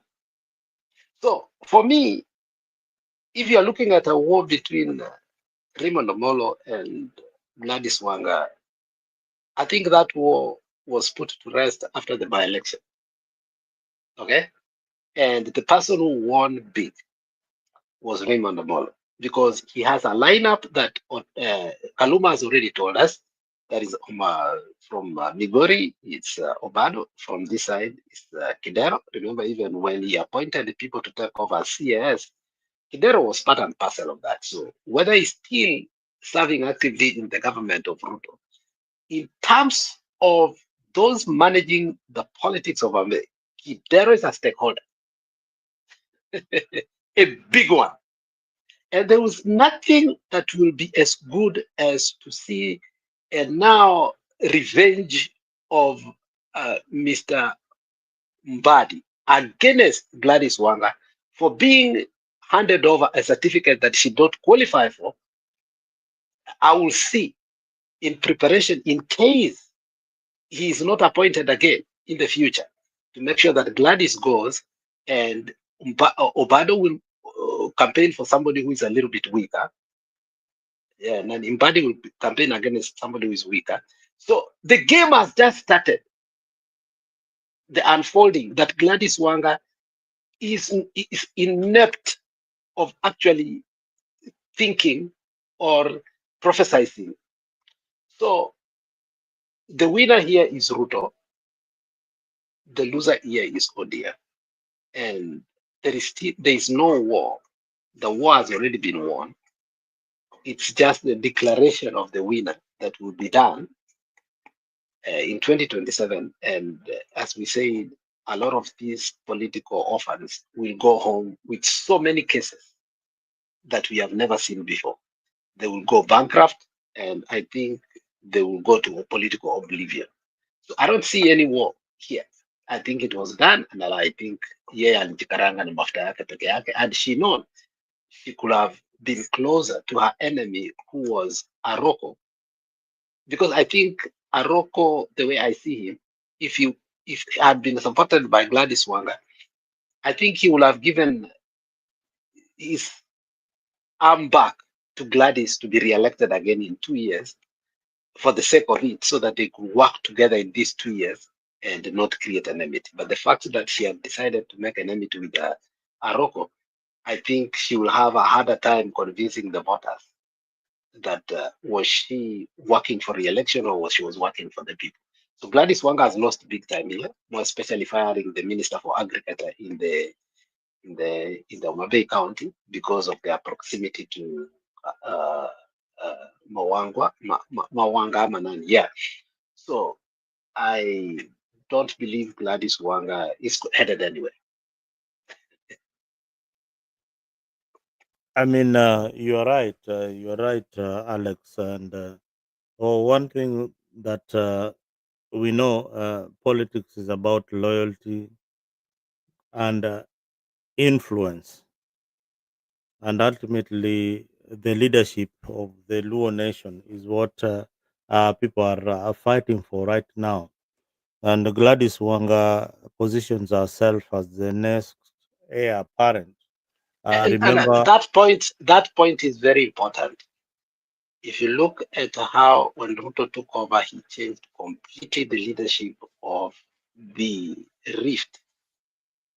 Isaac akaenda, Henry Koskei akaenda, Musa Sirma akaenda, Sally Kosgei akaenda, Franklin Bell akaenda, all of them went. That was the first, revolution in the country. mhm, When he was given the deputy president in 2013, he started partying for his presidency. He made sure Kabuga had gone and all these people had gone. By mhm, 2017, I think people like Ndindi Nyoro, Kimani Ichung'wah, and other people came in that were totally new completely. Now, the third phase will be Luo Nyanza. Take it mhm. to the bank. Okay, you see what happened. People like the people who they are very funny, young, even unknown, challenging MPs that you have never ever heard that actually Ruto mentored. You've Yeah, seen how he took over completely the mountain, and people like Metu, people like Kimani Ichung'wah, people like Ndindi Nyoro, people like totally. you Now, see, what Luo Nyanza does not see is the new leadership. Now, this is where I thank Baba. If you look at whether it was intentional or unintentional, there is something that happened in Kisii that I was looking at yesterday. I could not believe it. I could not believe it as a person. If you look at all members of parliament, they are toddlers in. Look at Kibagendi. Look at this young boy from what was his name? Look at Osoro. Look at Osoro. Gesairo. Look at Jafet Nyakundi. Look at the MP for Suneka. Look at the MP for Manduku, this guy who speaks about housing. We are having That is look at why Sibarati. that is Look at the future of the Kisii politicians are in their prime, my friend. All of them are able to become the governor. no, not all of them are able to become the governor. No, Uh, no, they can it's buy, not but five. they're not all able. Not they Mhm. can. They can. If you look at this, we can support any of them except the Muhindi guy, the No, William Omarabu. I think the guy who I feel that can be the next governor of Kisi can be either between Onyonka and this other guy is called this senator, this lawyer is called I've forgotten. Is he from Nyamira? No, he's not from Nyamira. Okongo Mogeni. Okono, oh yeah, Okongo Mgeni. Those two. Okongo is from Nyamira. Yeah, he's So from so we Nyamira. Yeah, I got it right. no, Those two. I'm telling you something that I have studied. You cannot say they cannot be. Let me tell you, Kibagendi has a capacity and mobilizing capacity that you may not know. Okay. Osoro, I, the way you see him this way, has carved his own way, and I respect him as a politician, not his alignment, but as a politician. You cannot just joke with him. Okay. If you Alex, look at I will differ with you in one area. I've been looking at Kisi politics, and maybe you can correct me. Kisi politics, the uniqueness about Kisi politics is that they elect leaders in position. The people they feel that will actually be able to represent them effectively. Not they don't just elect any other person in a position. That's why I feel like when I mention Osoro, Osoro is more of a populist leader, and perhaps actually, you've not met Osoro in person, and I think he plays wrong politics when it comes to the the podium. But mhm, on the ground, mhm, I think Osoro has carved a name. Okay, and that is why Simba is very slippery lately. You see him, he's working Matiang'i the next day, like he's not comfortable anymore. Sio ile Simba ya before. Hii ni paka yenyewe imenyeshewa. Naelewa. So if you look at the ground on how everybody's carving his path to see mhm, the advantage they can take on the vacuum that has been created, especially with mhm, ODM now getting out of Kisi mhm, completely, and again now people selling themselves not a party anymore. Let me tell you that Osoro is a man to reckon. I don't like him, let me tell you, but I cannot ignore his influence. Okay, I cannot. mhm, It will be detrimental. And other members of parliament, I'll tell you, I mean, they are working very hard. They will not have that ability to campaign in terms of financial matters. Okay. mhm, However, I will guarantee you that you can take one of them, endorse mhm, them in Matiang'i's party, and they could have the confidence to be supported. So that is my fear, that now we have a galaxy of leadership. We are not stuck like when Ongwaya was going, we were stuck somewhere. Okay. Now we have leadership that is proven at the constituency level that can be brought on the surface to grow, unlike before. Okay, so that is the dilemma that we are having. So I was comparing that to what Ruto is planning to do to the Luo Nyanza. So that was not the topic. The topic was what he's capable of doing now in Luo Nyanza. Why? Because he's done it in Rift. He took everybody and brought new completely. People we did not even hear about. Today you see them. Okay. He did that also in the mountain. He surprised us. Okay. And now we didn't even know people like Wamatangi could win the governorship of Kiambu. And now, if you're not careful, in the Luo Nyanza again, through Raymond Omollo, whether we'll be the faranga via computer or anything, we don't know the means that he wants to take over Nyanza. But the history of Ruto is a warning that if the Luo Nyanza do not come and choose their leadership, okay, it will be taken over. Because Ruto has that history. Given a chance, he does not come easily. He swipes away. You can't believe that people like Henry Kosgei, Franklin Bed, Sally Kosgei, Musa Sirma, these guys swept them at once, and you've never heard them in politics again. My fear is the Luo Nyanza needs to be careful. Thank you, Brother Benson. Karibu. Asante sana. Hata sikukuwa nimekuja kutoa hoja zangu, mimi nilikuwa nakuja tu kukusalimia kwa sababu ni muda mrefu sana kabla tujakutana mahali.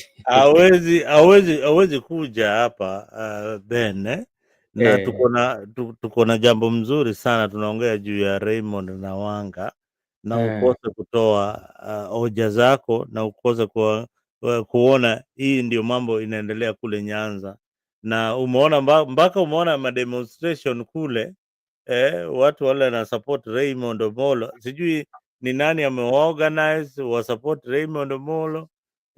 I mean, kuna vitu mingi sana zinaelekea pale Luo Nyanza, na vile tumesema mara mingi sana kwa hizi show zetu za Friday, sana Friday. But ile Saburutu alipiga Nyanza, hao jamaa hawakuwa nasoma hii hesabu anapiga na saizi wanasema ati tunaweza toka hata hiyo broad base. Unatoka unaenda wapi? Unajua, ukiangalia kwa undani zaidi unapata kwamba hata hizi manunguniko ama tunasema kwamba kutokubaliana kwa watu wa ODM kwa jicho la tatu kinaonekana kwamba rais mwenyewe yumo ndani, kwa sababu unajua ile mbio yenye Wanga alikuwa anaenda nayo ni mbio yalikuwa ya mwendo kasi zaidi, na ndio maana unapata kwamba kuna jambo, kwa sababu kawaida tunajua ODM kwamba ni ukisema jambo lolote ambao labda kuhusu chama chao keshoe watakuja na watoe hotuba yao ya kukukemea wewe. Nataka kupatia mfano. Wakati Mutahi Kahiga aliongea, uliona nani alikuja kwa press akaongea? Ni Gladys Wanga, lakini kuna maviongozi ambao wakuongea. Yaani alikuja pale na vikaragosi wake. Hapa tunaweza sema kwamba wapambe. Na ukapata kama yule jamaa mwenye alisema kwamba Gachagua asiende hata pale kwa Odinga, yule ni MCA wa Kisumu ya Milimani. Anaitwa Adui Nyang. Adui Nyang ni wa Milimani, lakini saizi anawania kugombea pale Shakil Shabir yuko.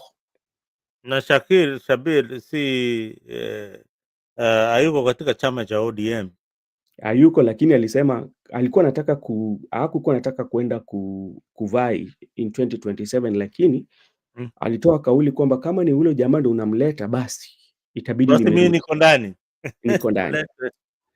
So unaona kwamba kuna mavigogo wa ODM ambao wamenyamaza sana katika hii vita ambayo lipo, katika hii vita ya ubabe kati ya Wanga na Raymond. Unaona kwamba wengi wamenyamaza, wakina Orengo wajaongea, Anyang' Nyong'o wajaongea, Otinda Molo wajaongea. unapata kwamba Otiende Amollo amekuwa kiguza, endelea. amekuwa lakini hii vita hajaiongelea, wamenyamaza. So inamaanisha kwamba Wanga labda ako kwa vita kivyake, na hii vita sidhani kama labda ataitoboa, kwa sababu vita ambazo anazo kwa saizi ni kwamba kwanza, kama mwenyekiti wa chama inafaa aongee na wanachama wazungumuze kwa kauli moja. Kauli moja hii haipo. Pili, pale Homa Bay pia kuna wale ambao wanampinga, watu kama naibu wa gavana na si jambo dogo. Pili, unaona pale Aroko, na kuna zandani kwamba Aroko ni mtu ambaye alikuwa anapata support sana sana kutoka kwa watu wa UDA. Kweli kabisa. Sasa kuna vita mingi. Sasa unashindwa hizi vita zote atazishinda? Na hiyo weka hapo. Alafu utaangalia kama Wanga ndiye alikuwa nakosa wanapigana na Raymond Omollo, mbona maandamano ikiwe Kisumu? Na ukiangalia kwa undani wale ambao wamekuja kutetea Raymond Omollo sana sana wengi wao ni watu ambao wanatoka Kisumu. Mbona si Homa Bay? Haya, hiyo pia itabidi uangalie. Ndio ninajibu hapo. So hiyo pia unafaa uangalie. Jambo la pili ambapo inakuambia kwamba hii chama kuna vita vingi ndani yake. Unajua kuna siku Winnie Odinga alitoa kauli kwamba kuna wenye ambao wanataka kuuza chama. Wameuza chama mchana, usiku wanauza chama. Mchana wako na sisi, lakini usiku wanauza chama. Haya, Rigathi Gachagua juzi akaizungumzia lakini baada ya hapo Junet mwenyewe hajakuja akakana, Wanga mwenyewe akakuja akakana. Hakuna ODM vinye sisi tunawajua, huwezi sema jambo kama hilo katika ODM na watu wanyamaze. Huwezi. Alafu jambo la mwisho kabisa nataka kukuambia hapa Broadbase kuna jambo. Unajua wakati wale watu ambao walishiriki katika uchaguzi na wakashinda, mpango ilikuwa ni kwamba baada ya kutoka pale Orange House na waapishwe, walikuwa nafaa waende Ikulu kukutana na rais. Unajua Buru alienda, lakini watu wa ODM hawakuenda. Hawakuruhusiwa. Hawakuruhusiwa. Si hawakuruhusiwa. Sasa kuna jambo lapo.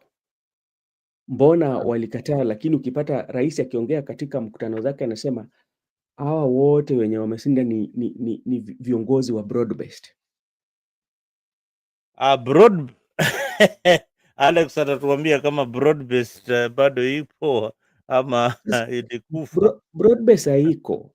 Broad-based tu ni jina tu, kwa sababu when you look at broad-based government, first of all, it was not structured in the first place. There is no way in which Oburu is going to hold Ruto accountable for the 10-point agenda. There is no way. And then angalia commission ile Ruto alitengeneza na Raila. Haya, sijui anaitwaje ule blogger wa ODM, anaitwaje ule Aguda ama anaitwa nani? Gabriel Oguda ndio, alafu na nani mwingine, Pauline Njeri ama ni Pauline ngani? Agnes Zani. Zani, alafu na mwingine kuna watatu. Ukitaka kuangalia hiyo kitu hakuna mali inaenda. Look at the unseriousness of the panel of the chairmanship and those who are elected to chair that thing. Yani kitu ile itapatia Kenya mwelekeo, unaweka blogger. Hizo ni vitu unajua, kuna vitu ambazo huwa zinafanyika, lakini wakiambiwa, hata ukaangalia hii leo hii, ukiangalia jana ile uamuzi koti walitoa kuhusiana na ile kamati ambao ilikuwa inaenda kufanya compensation. Ruling yenye itolewa jana kwamba it was unconstitutional even from the beginning. they were told Mm. that it has to be anchored in law. It Mhm. has to be structured, but walikuwa na haraka zao. So unapata kuna vingi ambazo zinaendelea ambapo mimi naona ODM wasipochunga Mhm. yale kitu Rigathi Gachagua alisema inaweza kuwa ukweli kwamba watapata tu wabunge kutoka eneo la Nyanza. Nyanza, ni ukweli. Hiyo nayo ni ukweli. Hiyo nayo ni shida ni moja. Eh, Rigathi Gachagua vile vile anasema ODM itapata wabunge kutoka Nyanza. Yeye anafanya mikakati gani kupata wabunge kutoka kule Nairobi? Unanielewa? Kule Nairobi. Yeye anaongea ni kama yeye ndio msemaji wa kundi la opposition. Unajua Rigathi Gachagua asimami kuwa rais, na nimeambia watu wengi sana katika hii katika mtandao hapa na katika zile nakala mimi naziandika kuwa mimi kwa undani wa siasa na ile umri nimefika na ile mapambano nimepambana na kina Alex hapa huyu Rigathi Gachagua anacheza mchezo mmoja na William Ruto. Mtakuja kuniamini baadaye. Saizi mtanipinga, lakini mtakuja kuniamini baadaye. Na kwa nini nasema hivyo? William Ruto walicheza shere na nani? Na Uhuru Kenyatta. Watu wakadhani kuna vita kubwa sana. Nimejaribu kuangalia ni kitu gani ilikosanisha William Ruto na Uhuru Kenyatta. Sipati. Nikajaribu kuangalia ni kitu gani inaweza ilikosanisha bwana Rigathi Gachagua na William Ruto sana. Naambiwa na Alex ni mambo ya ukabila. La hasha, si mambo ya ukabila. Hii script na unajua intelligence community haifikirii kama sisi, au wanaangalia vitu miaka 10 zile zinakuja, waangalie vitu sahii, wanaangalia vitu miaka 10. Hii ping pong game ya Wakalenjin na Wakikuyu ni aje walikuwa wanaimaliza na kuensure that kuna Mkikuyu ataingia ule anaitwa Kindiki bila watu kufikiria Kindiki ni Mkikuyu. Tafakari hayo Alex. Kabla labda Alex hajaingia, mimi kitu ambacho naamini katika siasa za Kenya, kwa sababu ni siasa zenye tunasema kwamba ni siasa zenye hazina, kwa Kiswahili tunasema kwanza hazina hadhi. Ni siasa za hizo hulka za siasa ambao sisi tunapiga, ni siasa za ubinafsi, siasa ambazo zimejawa na chuki ndani, siasa ya kuwa uchukue mali ya umma za tumbo, siasa za tumbo. Kwa sababu hata ukiangalia Rigathi Gachagua nia yake anajua, kwa sababu kuna kitu ambacho tunaita electability and believability. That electability of Rigathi Gachagua is not in the whole country. Maybe it might be in a section of the country, but politics is all about interest. Yeah. What Rigathi Gachagua is doing, Rigathi Gachagua is mobilizing in a way to make him that in Mount Kenya, he will have elective posts. He will have, maybe he can get majority of the members of parliament in that area. That one will make him, or make it easier for him to bargain on whatever he wants, whether with the united opposition being, or if the united opposition wins, he will make sure that he bargain for the larger share. His interest is catered for. Good enough. If they loses and he has his troops, politics, there's no enmity. he will have to talk to President William Ruto, because these are the scenarios that we will find in 2027. One is that the majority of members of parliament, especially, you might get a lot of independent candidates, and you might also get a lot of members of parliament from different parties, which will make it difficult, especially for the executive or the president of 2027, to make it difficult even to bring bills on parliament, because like you do not command the majority, you know. So in the event that something wants to happen, you have to reach out to this politician. And another thing that also will happen in 2027, the impeachment of Rigathi Gachagua set the bar so low, and that one has put the leadership, especially in the executive, at risk. Because one, if you do not have a good number of members of parliament, and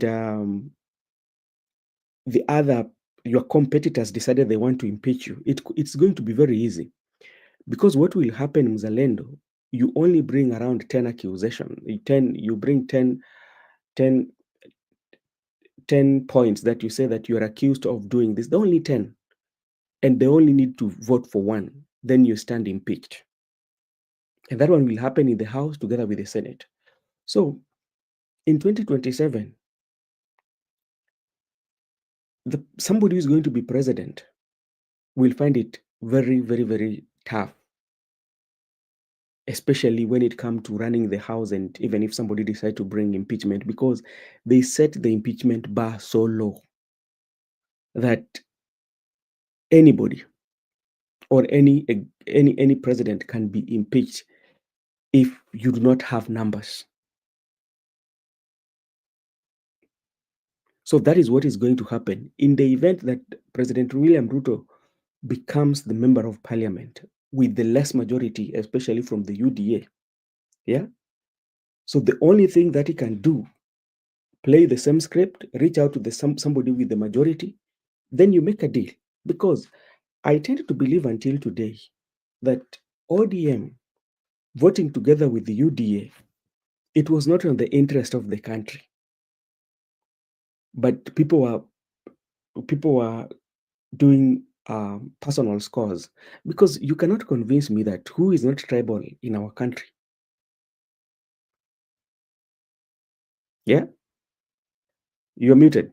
I always tell your brothers from the lake is that what is the difference between a Luo who is supporting Raila Odinga and a Kikuyu who is supporting Gachagua? There's nothing. They're just How the many, same. how many times have they spoke of our people? What does our people mean? Our people means that and then the third part of it, Ben, and I'm glad you brought this point because it would have just evaporated somehow. How the Mbadi is the CS for finance, and he goes to the podium and says that, do you know, Ruto has given me a job, the first CS for finance from the Luo community.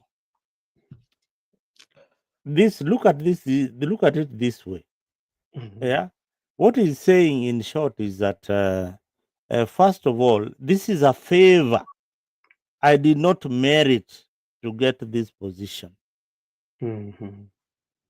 I did not merit to get this position. In fact, it is a favor that William Ruto has done to us so that we can get the CS for energy, the CS for finance. Mm. How I wish he could change his conversation and rhetoric to an extent that he says that,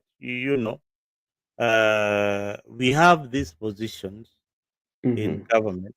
I know there are other Kenyans who are even more qualified than myself, but Mm. it's a privilege that I am in this position. You Mhm. understand? And because of my qualifications, that I am here. But there are other people who can do a better job. I mean, why this entitlement that, it is a privilege that we are being given as a community? Now, Mzalendo is not entitlement. Is the politics of emotions. How can I whip your emotions? But for the intellectuals who read the histories, we know for the fact that there's no administration that the Luos have never been into, even the ones that were negotiated with the Right Honorable Prime Minister Raila Odinga. Remember, Prime Minister Raila Odinga was in the Moi government, and he was given even Secretary General of KANU, and he was given a ministerial post. What does that one mean? Come to Kibaki government, he was in that government. He was not only in the government of Uhuru 1, but Uhuru 2, he was in government, you know? Yeah. And I echo what the other bishop said, that even people like Komamo, there are quite a number of Luo leaders who have served in this government, in the government. Talk of Ezekiel Yugi, the very powerful PS, you know. What was he doing there? Talk of Omambo Kaliech, Ndoloaya, all these people, they've been in government. So it's just like it is a way to whip the emotions of people. And when you talk about economy, economy does not work partially. There is no day that economy will be favorable for people of Nyanza just because Mbadi is a CS or a Pio Wandai, no? There is not, if you're waiting for that day, the only time that economy will work for you if good policies are put in place. Yeah. If good technocrats who knows what they are doing, yeah, that is when economy is going to work. You look at how do we expand the tax bracket. What should we do when it comes to taxing? Those are some of the things that we need to look. What kind of leaders should we elect? Hmm? There is no way in which you want economy to work. When you look at the history, for instance, the history of Mbadi, in the entire 15, 17 years that Mbadi has been in parliament, there was no any Harambee that Mbadi ametoa milioni. Hebu kama umeona. But when alipatiwa CS, how many hata rangi ya Mbadi imebadilika. Siku hizi ako grey huku grey. Yeah. How many Pesa mingi. How many fundraisers does Mbadi attend every week? Every week he has to attend. So what does that one tells you? For the 15, 17 years he has been, maybe he was attending one. But even if he was attending all of them, was he giving like $1 million plus? I was shocked. I was shocked to see Mbadi in a function for Sudi giving $1 million donation in somewhere in Rift Valley. Then I wondered in his own village hata hiyo pesa toagi. Wewe unaona, si uliangalia sura yake, ni kama yeye hata pia alistuka, ni kama hii pesa mimi sijaitoa.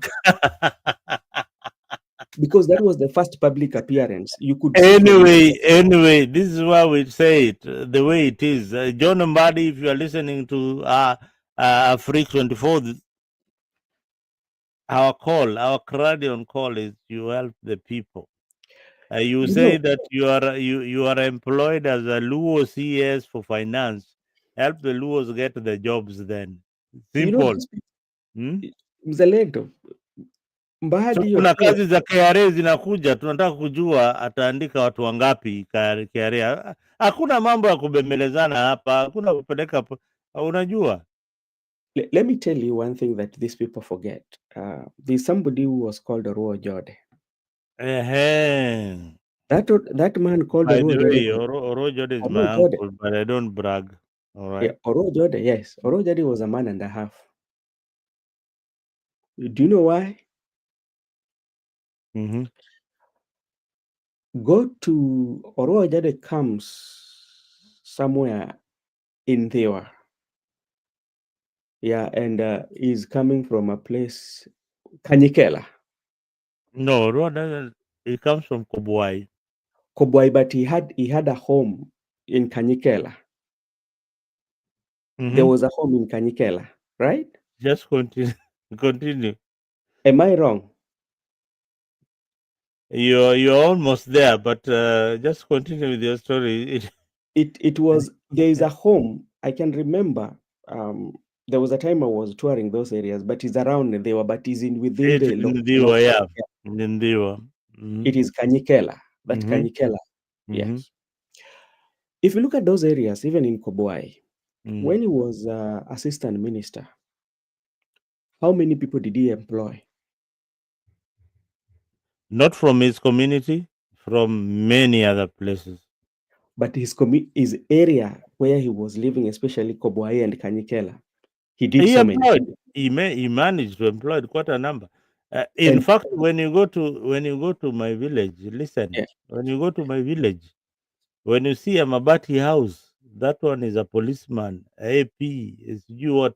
In fact, if you throw a stone in my village where I come from, the next homestead there will be either a policeman or a GSU.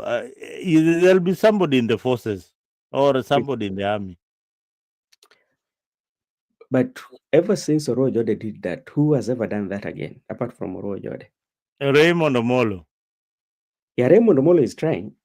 So something, there's something that we have to give to Raymond Omollo, even if you don't like him politically or what, but there's something that Raymond Omollo is doing that some of these leaders have not done. Gypsy Corner is saying John Badi was not known until the broad-based government happened. Gypsy, this Gypsy lady or man, Gypsy I think she's not he's not lived in Kenya for a while. John Mbadi has been there in politics for for a very long time. The chairman for ODM, he's been the chairman for ODM for the longest time, since ODM's inception. Those who have suffered in his hands during the certificates. Those who have suffered, but let me tell you one thing. There was a time, I think was I vying for the nominations or what? Mbadi alinyimwa certificate, tukakutana na yeye Orange House. Mbadi amenyimwa na certificate, mimi pia nimenyimwa certificate. So naangalia, what I noticed, Mbadi used to wear some brown shoes, ziko na vumbi bwana. Mbadi amenyimwa certificate na he doesn't believe, yani kitu ile ilikuwa ni okay, hii certificate lazima apewe. I think that time Karoli ndiye alipatiwa certificate. No, Karoli, no. No, it is him, because I can tell you, Mbadi lost. Mbadi lost the nomination. Which year was that? Was it 2017 or what? But it's before 2020. No, because I don't think Karoli has tried. You know that Karoli Omondi has never been a member of parliament until 2020. No, Karoli, there was a time he wanted to vie, akawachia ndugu yake that Mbadi beat.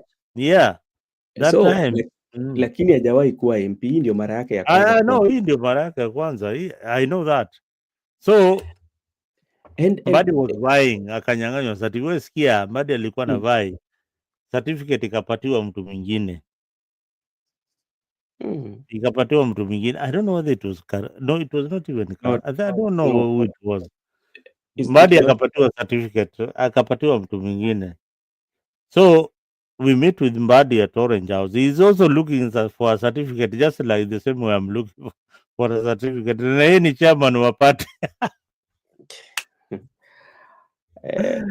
Sasa nikashindwa, okay, hii kama chairman ndiye anatafuta certificate hivi, na mimi sembuse mimi nitaipata.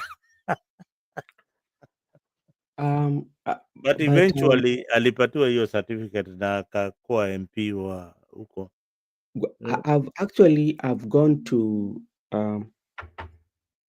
I've gone to where the area where Mbadi, Gwasi Magunga. I've been there, and I know there's somebody engineer. He works with one of these highways. I cannot remember his name. Yeah, there's one engineer that comes in that area. I don't know his name because I went to that place Magunga area, and this guy who had fence a whole, like Magunga is like a very hilly terrain. Yeah, the terrain is very hilly and na iko na mawe mingi sana. Nikaenda nikapata ka engineer fulani amefence shamba lake hapo mpaka kwa tafsiri ukiangalia ni kama yeye ndio mtu ambaye Mungu alikuwa amebariki katika eneo hilo. Sababu ukiangalia mandhari na manyumba na nini za hapo inakuonyesha dalili ya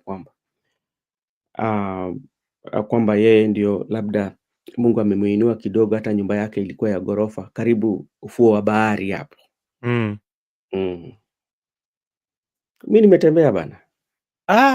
Wewe bana wewe. Sasa wewe umetembea kule Makalda? Makalda Munyo. Umetembea Makalda? Nimetembea Makalda. Sasa mimi wacha nikwambie ndugu yangu.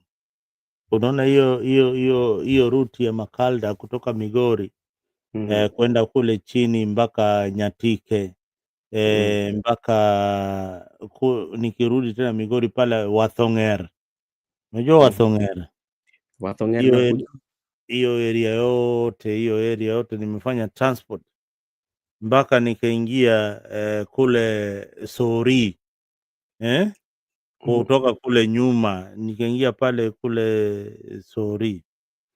Ingia kule Sori tena nikatoka, kuna barabara, unajua hiyo barabara inatoka Sori inapitia Tonga High School inafika mpaka kule inaingia mpaka Mbita. Mimi Mbita nimekwenda. Huko kote nimeenda. We pengine umefuata Mbita na feri. Hii ni barabara sasa. Mbita nilikuwa hata juzi hii wakati nikaenda mpaka paliwalizika pale Kandiege kwa Tombo. Sasa waona hapo kwa Kandiege huyo. Mimi na historia hiyo, ukiniona mimi niko kwa siasa. Sasa huyo Tomboya huyo unamuona huyo anatoka kwa ukoo wangu. Ukienda hapo Kandiege hapo uliona kuna airstrip. Uliona kuna airstrip mahali hapo? Kunayo. Kuna hoteli pale inaitwa najua mwenyewe. Ukitoka kwa hiyo hoteli ukienda pale sasa, ukienda kwa hiyo beach iko hapo mbele ya Rusinga, uko Rusinga Island. Sasa unajua ukikuja Rusinga Island ukipita ferry kama saizi wameweka lami ambapo unaweza zunguka hivi. Yeah. So ukikuja unafika Kaswanga. Sasa unaona Kaswanga, unafika Kaswanga. Sasa unaona pale pale Rusinga inaitwa Kamasengre. Kuna beach inaitwa Kulunga Beach. Hiyo ufuo bahari yote hiyo hiyo ufuo bahari yote ni ya guka wangu yani. Hiyo yote ni yake, hiyo mali yote hiyo. Ingekuwa mimi naenda kutafuta urithi ulikuwa unatembea kwa shamba yangu.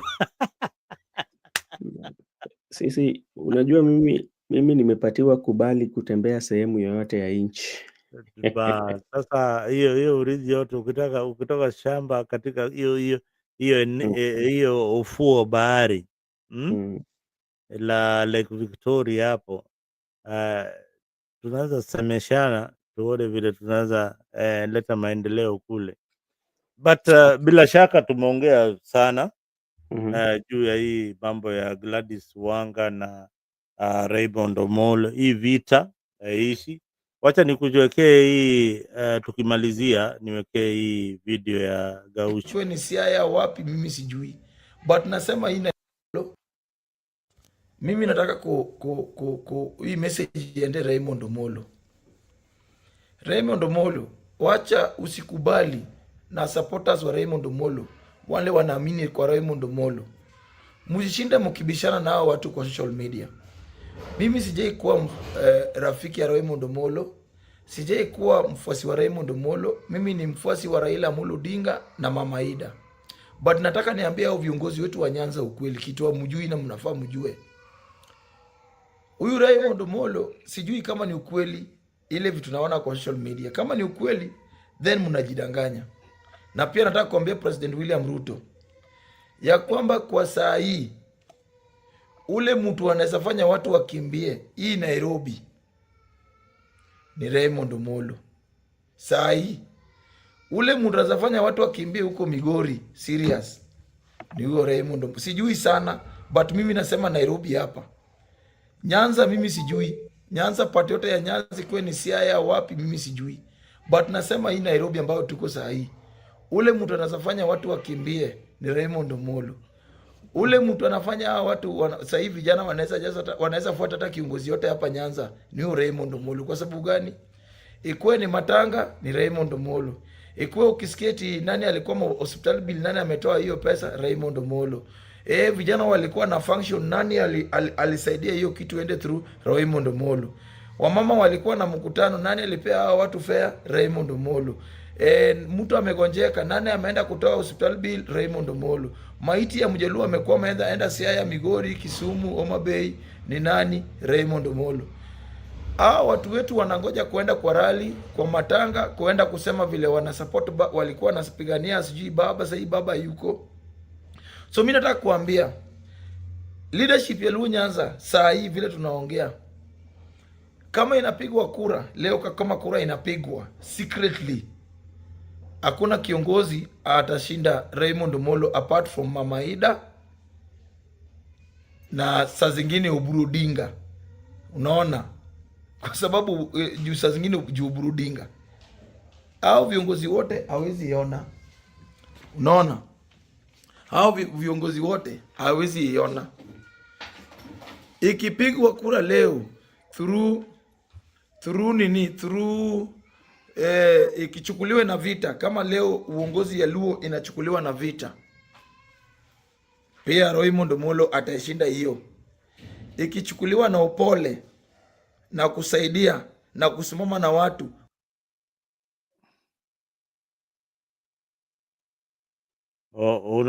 wamsikia Gaucho.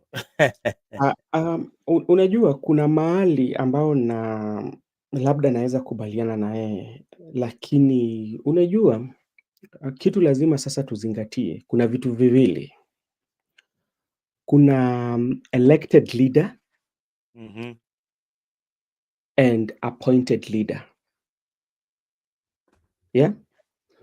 The reason why I'm saying that it is true. People can elect or people can go for maandamano for Raymond, but look at it politically. Because what's right now, what Raymond Omollo is enjoying. One, Raymond Omollo is enjoying power. That is something that is there. But will that power translate to the political will? That is my question. And I want to look at Ezekiel Oyugi. Ezekiel Oyugi was very powerful, and he used to assist people. The stories that we know, he used to assist people because it was the powerful PS. But did his power, did it translate to politics? Yes. Maybe you are very young to know this. It translated into politics. And the reason why, let me tell you what was happening, because I was, nilikuwa na umri wa kadri, but I happened to be in those meetings za huyu jamaa, the late Zakayo Yugi. Zakayo Yugi, kwa wale wajui, kwake ilikuwa ni kule Kamagambo, pale Rongo. Ozaka, unaona hiyo Kabunde Airport, hiyo watu wanashangilia saa hii national government imetengeneza Kabunde, ama Madam Gladys Wanga ametengeneza Kabunde. Hiyo airport, hiyo airstrip ilitengenezwa inaitwa kwa hususan, Hususan. kwa sababu ya huyo Yugi akitoka kule Nairobi aweze kutua pale na ndege yake ndiye aende kule Rongo. Waona? So hiyo airstrip ndiye alikuwa anatumia weekend, kama kesho, kama Saturday hivi,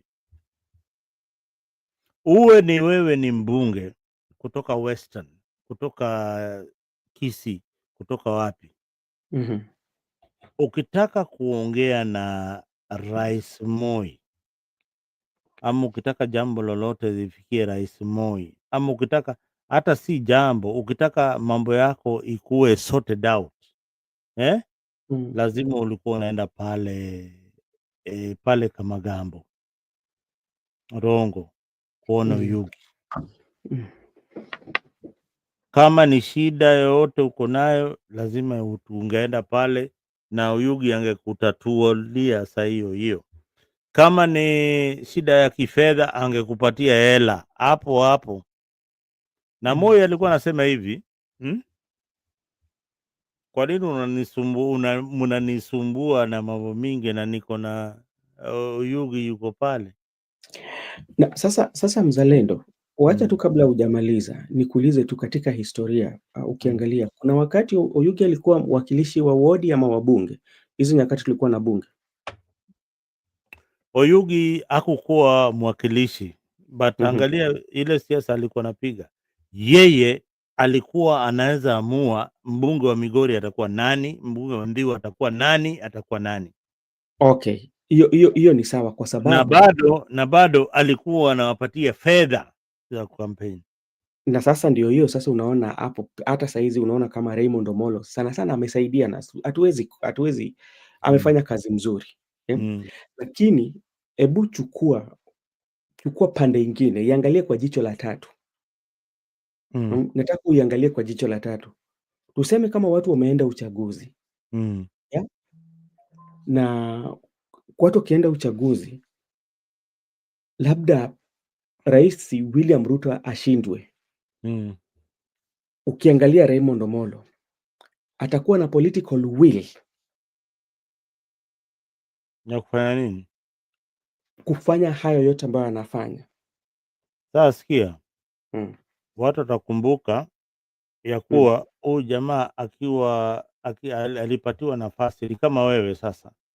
Wewe si mwanasiasa kama Ben, mimi namjua wewe si mwanasiasa, lakini wewe ni philanthropist. Kuna mambo mingi unafanya pale katika mtaani bila kuwa mwanasiasa. Kuna mambo mingi unasaidia jamii kule bila kuwa mwanasiasa. Kwa nini watu watakukumbuka? Watakukumbuka kama unataka kiti fulani, watakumbuka huyu alitusaidia mahali fulani. Sisemi wewe utataka. Sasa huyu kijana anaitwa nani? Raymond atakumbukwa kwa tabia zake, mienendo zake, na zile usaidizi alikuwa anapatia jamii. Akitaka kiti saa hii, tuseme hivi, Ruto ameanguka kura, Raymond anataka kuwa gavana wa Homa Bay, na wewe bwana Mzalendo pia anashindana na yeye. Bwana Mzalendo hakuna kitu yote ameshafanyia watu wa Homa Bay, lakini watu watakumbuka nini? Nikisimama na huyu Ray, nani atashinda? Anaweza Sema shinda, tu kweli, atashinda kwa nini? atashinda kwa sababu amekuwa ni mtu ambaye anaongea na wananchi. Na kazi yake imeonekana. Kazi yake inaonekana, Ongea peke yake, wacha kusema mazungumzo peke yake. Kazi yake ile amefanyia jamii imeonekana.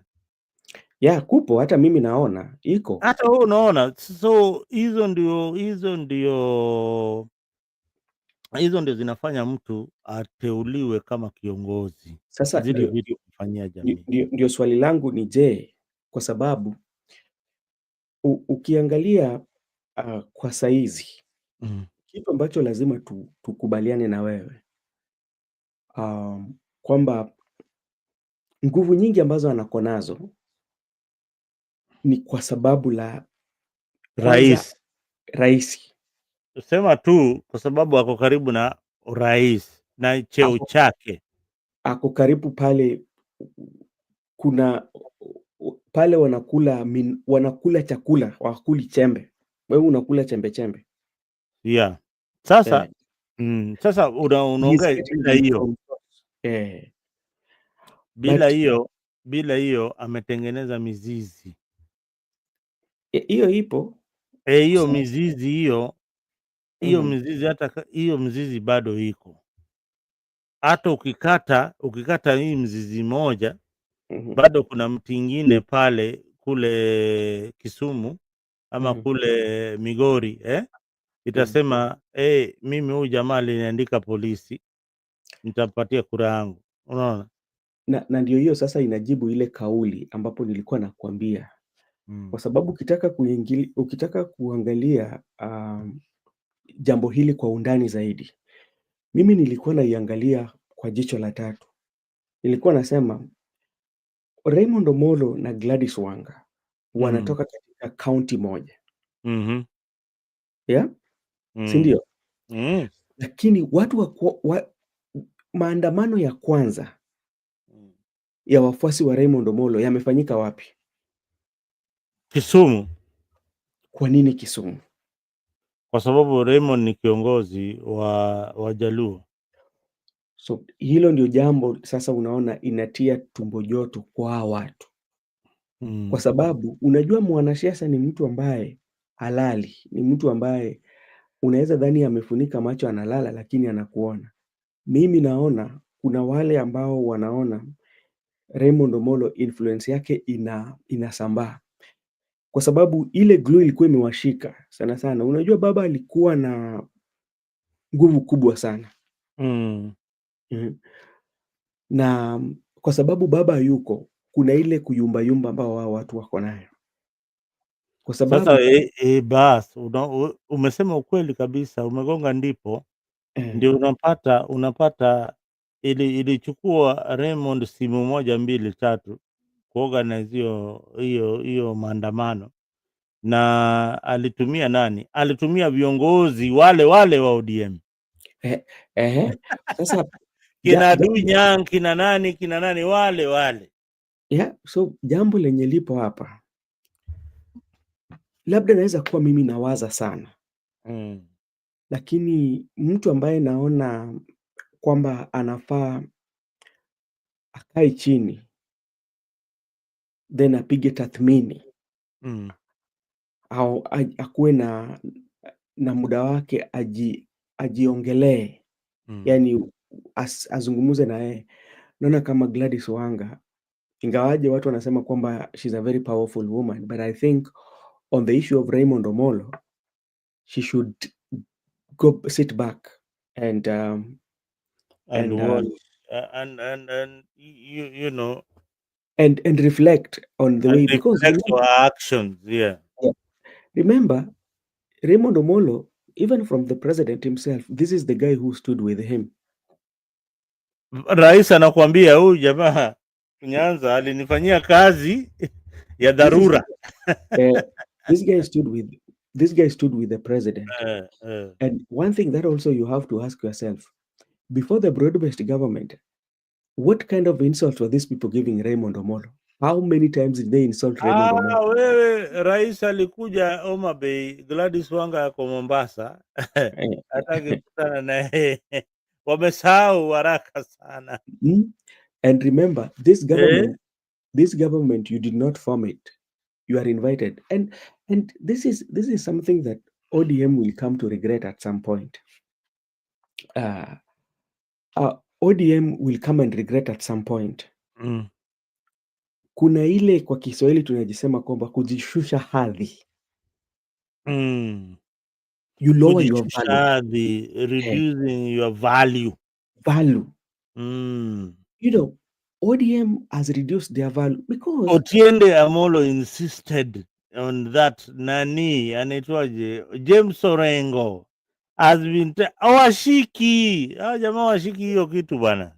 Do you know why they've reduced their value? Because if you know, you know. If you don't know, you don't know. Right? If you are in government, you know that you are in broad-based government. You don't need to remind us that we were left in broad-based government. We know, you know. But if you're doubting yourself whether you're in broad-based government, you will keep on reminding us. You know, Baba left us in broad-based government. And We the know. broad-based government ndio Baba alituacha. And once your value has been lowered, there's nothing you're bringing on the table. How will you bring on the table yet through Raymond Omollo? We've managed to get even 10 members. That has reduced your value in the first place. Naona Gypsy Kona anacheka, nataka kukufa. Unamwambia maneno yani yale, na huko kwa comment section kuna jamaa anauza matumbo pale. Ukienda pale sehemu za Njiru kuna kolo maguosho gweno. Huyu jamaa ukitaka matumbo na nyama uko na party pale hizo area ya Kagundo Road bana. Tafadhali enda kwa kolo, best yangu sana. Kutaka bucha. Kolo tutamtafuta. Apeni kolo bana. Sasa hawa jamaa hawa wameshusha hadhi yao, hawana maana. Inanikumbusha kuna msichana ambaye anajua kuandika shairi, alisema kwamba kitabu chetu cha mapenzi umechanua ukachanua ikapoteza maana. Akasema yani ile kitabu cha mapenzi kimechanuliwa akachanua ikapoteza maana. Sasa kama mapenzi ishapoteza maana, utakuja kusema kwamba mpofu moyo wangu. Sasa unaanza kulilia moyo, sikuona, moyo wangu haikuona, yeye alipenda tu. Ndio sasa hawa watu watakuja kulia hawa unaona hawa watakuja kulia kwa sababu wanatumia. Unajua, mimi naambia watu kitu kimoja, uzalendo. Watu wengi wanakemea William Ruto. Mimi simpatii sifa. Wanasema one term na nini, kwanza Ruto atafanya hivi. Lakini kitu kitawashangaza, hata kabla mjaenda katika uchaguzi, ile hesabu watakuwa wamepigia hawa watu wa Nyanza, watakuja wamebaki wamepigana ile mzuri.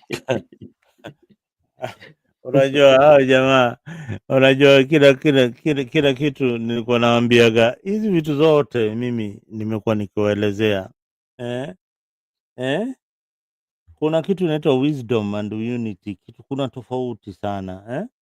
Umoja ni nguvu, utengamano ni udhaifu. Yani inamaanisha unity is strength, division is weakness. So ile division wanakuwa nayo saa hii ile division wanakuwa nayo ni division ya ni za kijinga na ni za kitotototo, unaona. Kwa sababu waona huyu jamaa ameandikwa na serikali, badala huyu ni mtoto wenyu.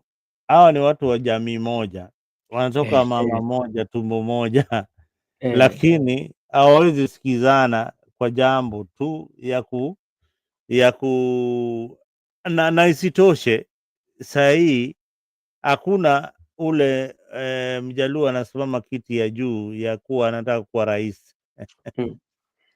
Hiyo ndio maajabu. Hakuna Mjaluo anasimama kiti ya juu anataka kuwa rais, na ile kitu wanapigania wote wanapenda huyu rais, wote wanampenda. Lakini sasa kuna wale Waswahili wanasemaje, Ben? Kizuri cha jiuza, kibaya chaji tembeza. Kitu kizuri chajiuza, kibaya chajitembe. Wacheni kujaribu kujipendekeza.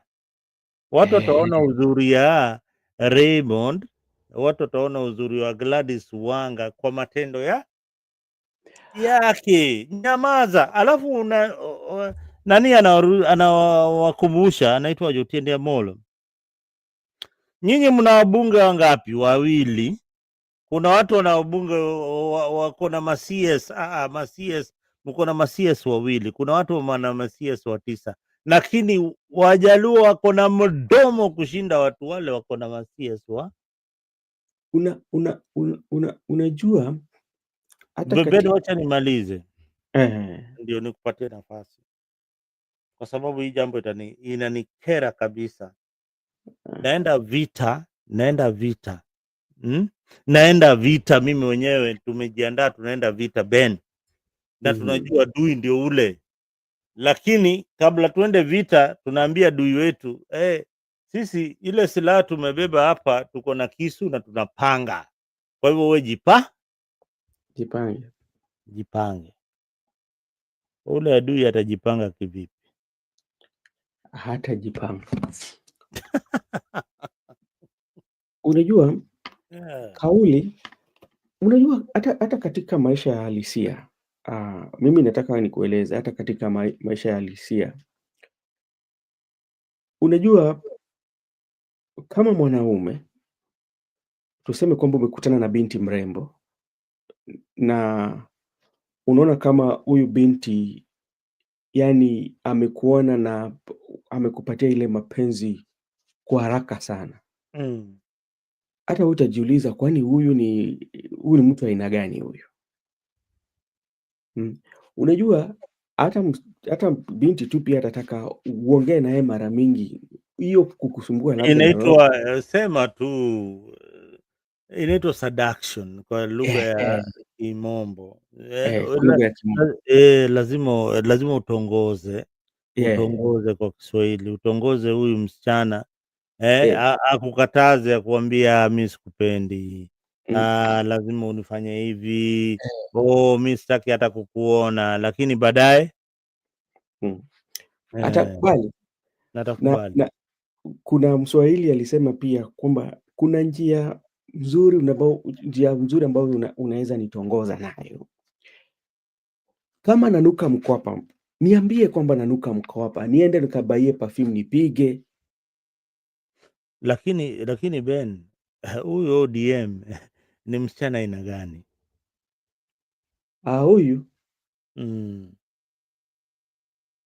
Huyu unajua siku hizi nashindwa ni msichana yuko tayari yuko tayari kwa vyovyote vile. Amekubali hata umtongozi, yeye anakuja bila chupi.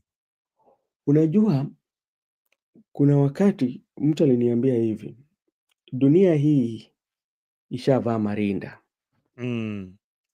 na iko tayari kuondoka na imebaki tu lipstick tu na iondoke.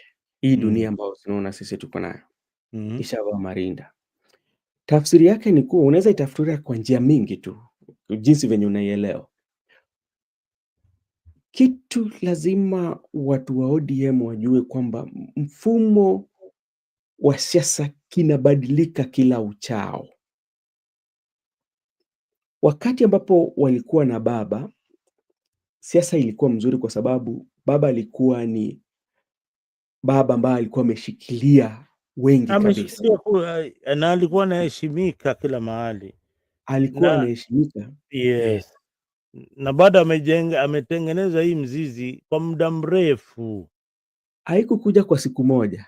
Haikuja kwa siku moja, ilikuja decades, 20 years in politics. Wewe unataka kuitengeneza mzizi ya baba na miezi 2 baada ya kuaga, sasa wewe ndio baba aje?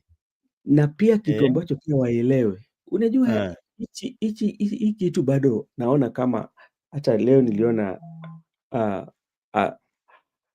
mmoja alikuwa anazungumza, ni jamaa mkubwa tu ODM, alikuwa anasema kwamba ODM bado iko na maarufu.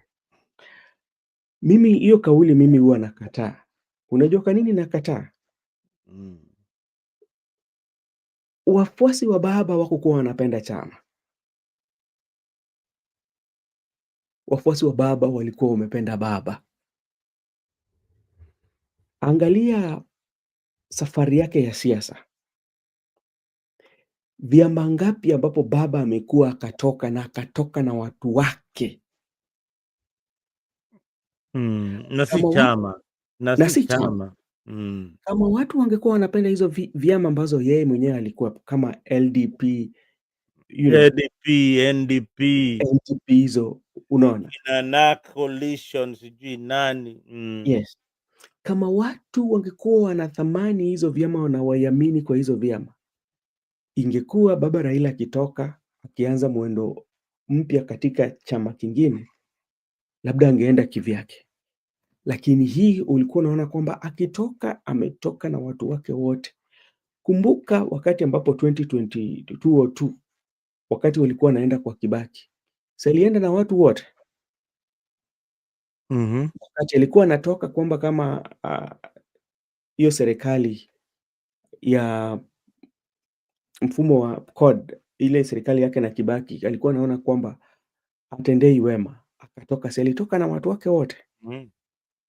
Sasa ukisikia labda wanasiasa wengine wanasema kwamba ODM ni chama kubwa na iko na wafuasi na bado itazidi kuendelea, inakwambia hapo kuna uongo. Mwenye chama yuko pale Opoda Farm amelala 6 feet. ODM ni baba na ODM hiyo ilienda wapi? Unajua pali watapata wakitaka kuanza mwendo vizuri. Unajua hawa jama, unajua hata katika mila na desturi zetu, ukipoteza baba ama upoteze mzazi ama ukiwa katile makati wa majonzi, mnakuwa na ile muda wa kuomboleza. Unajua maombolezi haiishi wakati mtu amezikwa. Hapana. Maombolezi huwa inaenda kwa muda mrefu sana. Unaweza omboleza maisha yako yote. Halafu pia hilo wakati ambapo mko katika maombolezi, nadhani si busara kwamba nyinyi kuamua kauli zingine. Kauli zingine ambapo unafanya zinafanywa katika wakati wa majonzi, si kauli ambazo mimi naweza sema ni za busara, kwa sababu unapata kiakili Yani kitu Ben unajaribu kusema hivi, tunaomboleza lakini mko sherehe. Mko sherehe. Mko sherehe Mombasa. Mko sherehe Mombasa. Unajua kuna siku hapa tulibishana na wewe ukiongea mambo ya Oburu, ni kwa nini alipatiwa, lakini saa hizi naiona hawakuangalia kwa labda tuseme kwa miaka 5 ambazo zinakuja. Kusema kweli, Oburu umri imeenda, si kwa ubaya, tukubaliane hapo. Na ukiangalia chama kama ODM ilikuwa inataka mtu ambaye bado ni chipukizi. Mm. 。 . Na umeona umeona hizi mzunguko mdogo mdogo, afya yake ikasema kwamba ameenda kupumzika. Yeah? Na pia labda tuseme tu kampeni ikikuja saa hizi, unadhani Oburu anaweza chapa kampeni kama 6 in a day ukompea na Ruto? Huyu bwana tutakuwa tunatembea na oxygen kwa mgongo. Yeah? Oxygen na drip kwa sababu hawezani. So na mimi tena nakubaliana na Winnie ambapo alisema tu watu hawakutupatia nafasi hata sisi, wewe kuomboleza ndugu yake ambayo ulikuwa unafanya nini, unampenda.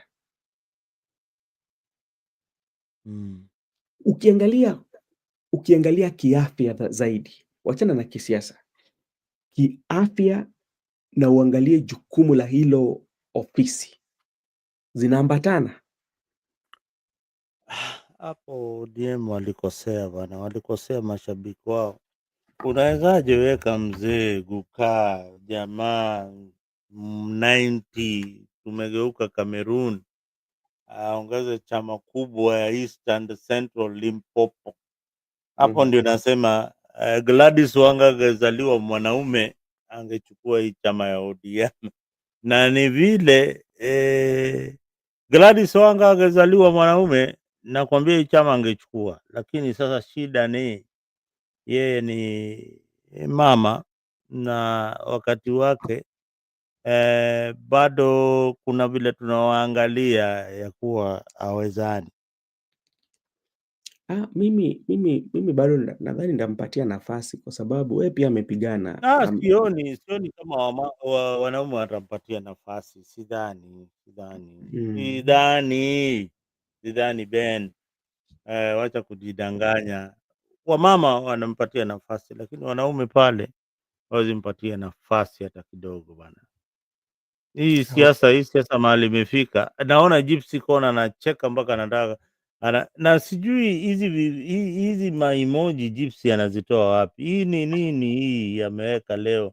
Hii ni chura iko na mdomo nyekundu na macho Gypsy, hizi maimoji zako sijui unazitoa wapi? Mara ingine naona unatoka maua hivi mara but Mzalendo, si mimi nikikuacha itakuwa ni vizuri.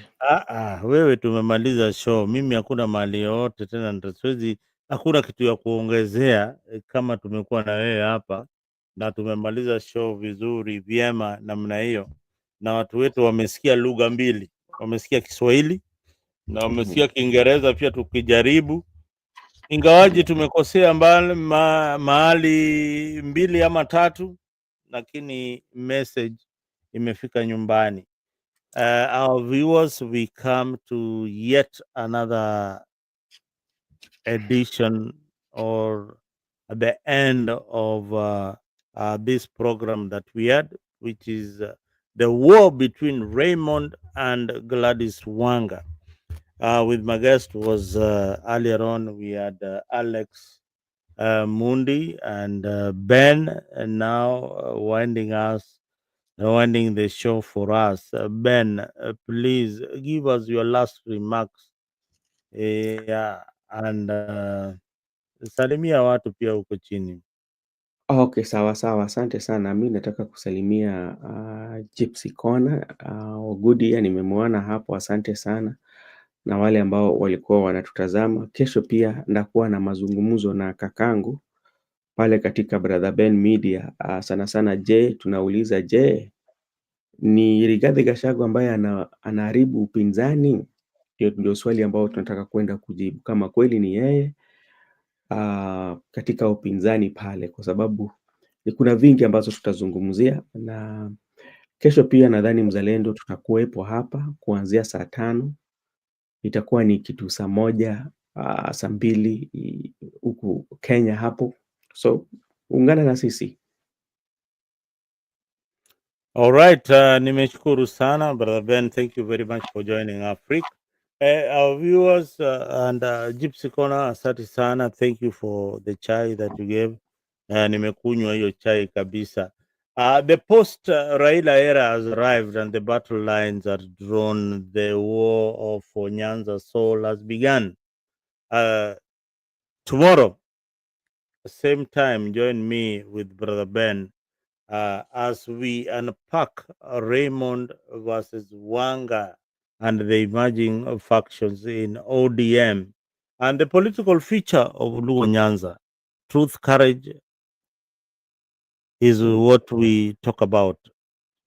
African voices only here on Africa 24, and more especially, it's the Kenyan voice. And tomorrow we might even veer off and talk about Ugandan politics, what is happening in Uganda. Uganda lazima tukuje pale bane tuongee juu ya Uganda, na pia Rais Ruto ako Marekani. Nilimuona pale Marekani na bwana Donald Trump. Je, wamezungumza sera gani zile zitasaidia sisi kama Wakenya? Hizo zote kesho saa kama hizi na Brother Ben na Gypsy Corner pale kwa comment section. Asante sana Gypsy, na tunakushukuru kwa zile engagement umetupatia na zile maswali, na natarajia mmeelewa vitu mingi sana kisiasa, zile mko mnaelewa. And if you have not subscribed to Africa 24, I can see over 87 people watching us. If you have not subscribed, make sure that you go to our YouTube page. Angalia hiyo logo ni AFRIQ 24 pale kwa YouTube, so that tomorrow you can be part of this engagement. Otherwise, good night and have a blessed morning.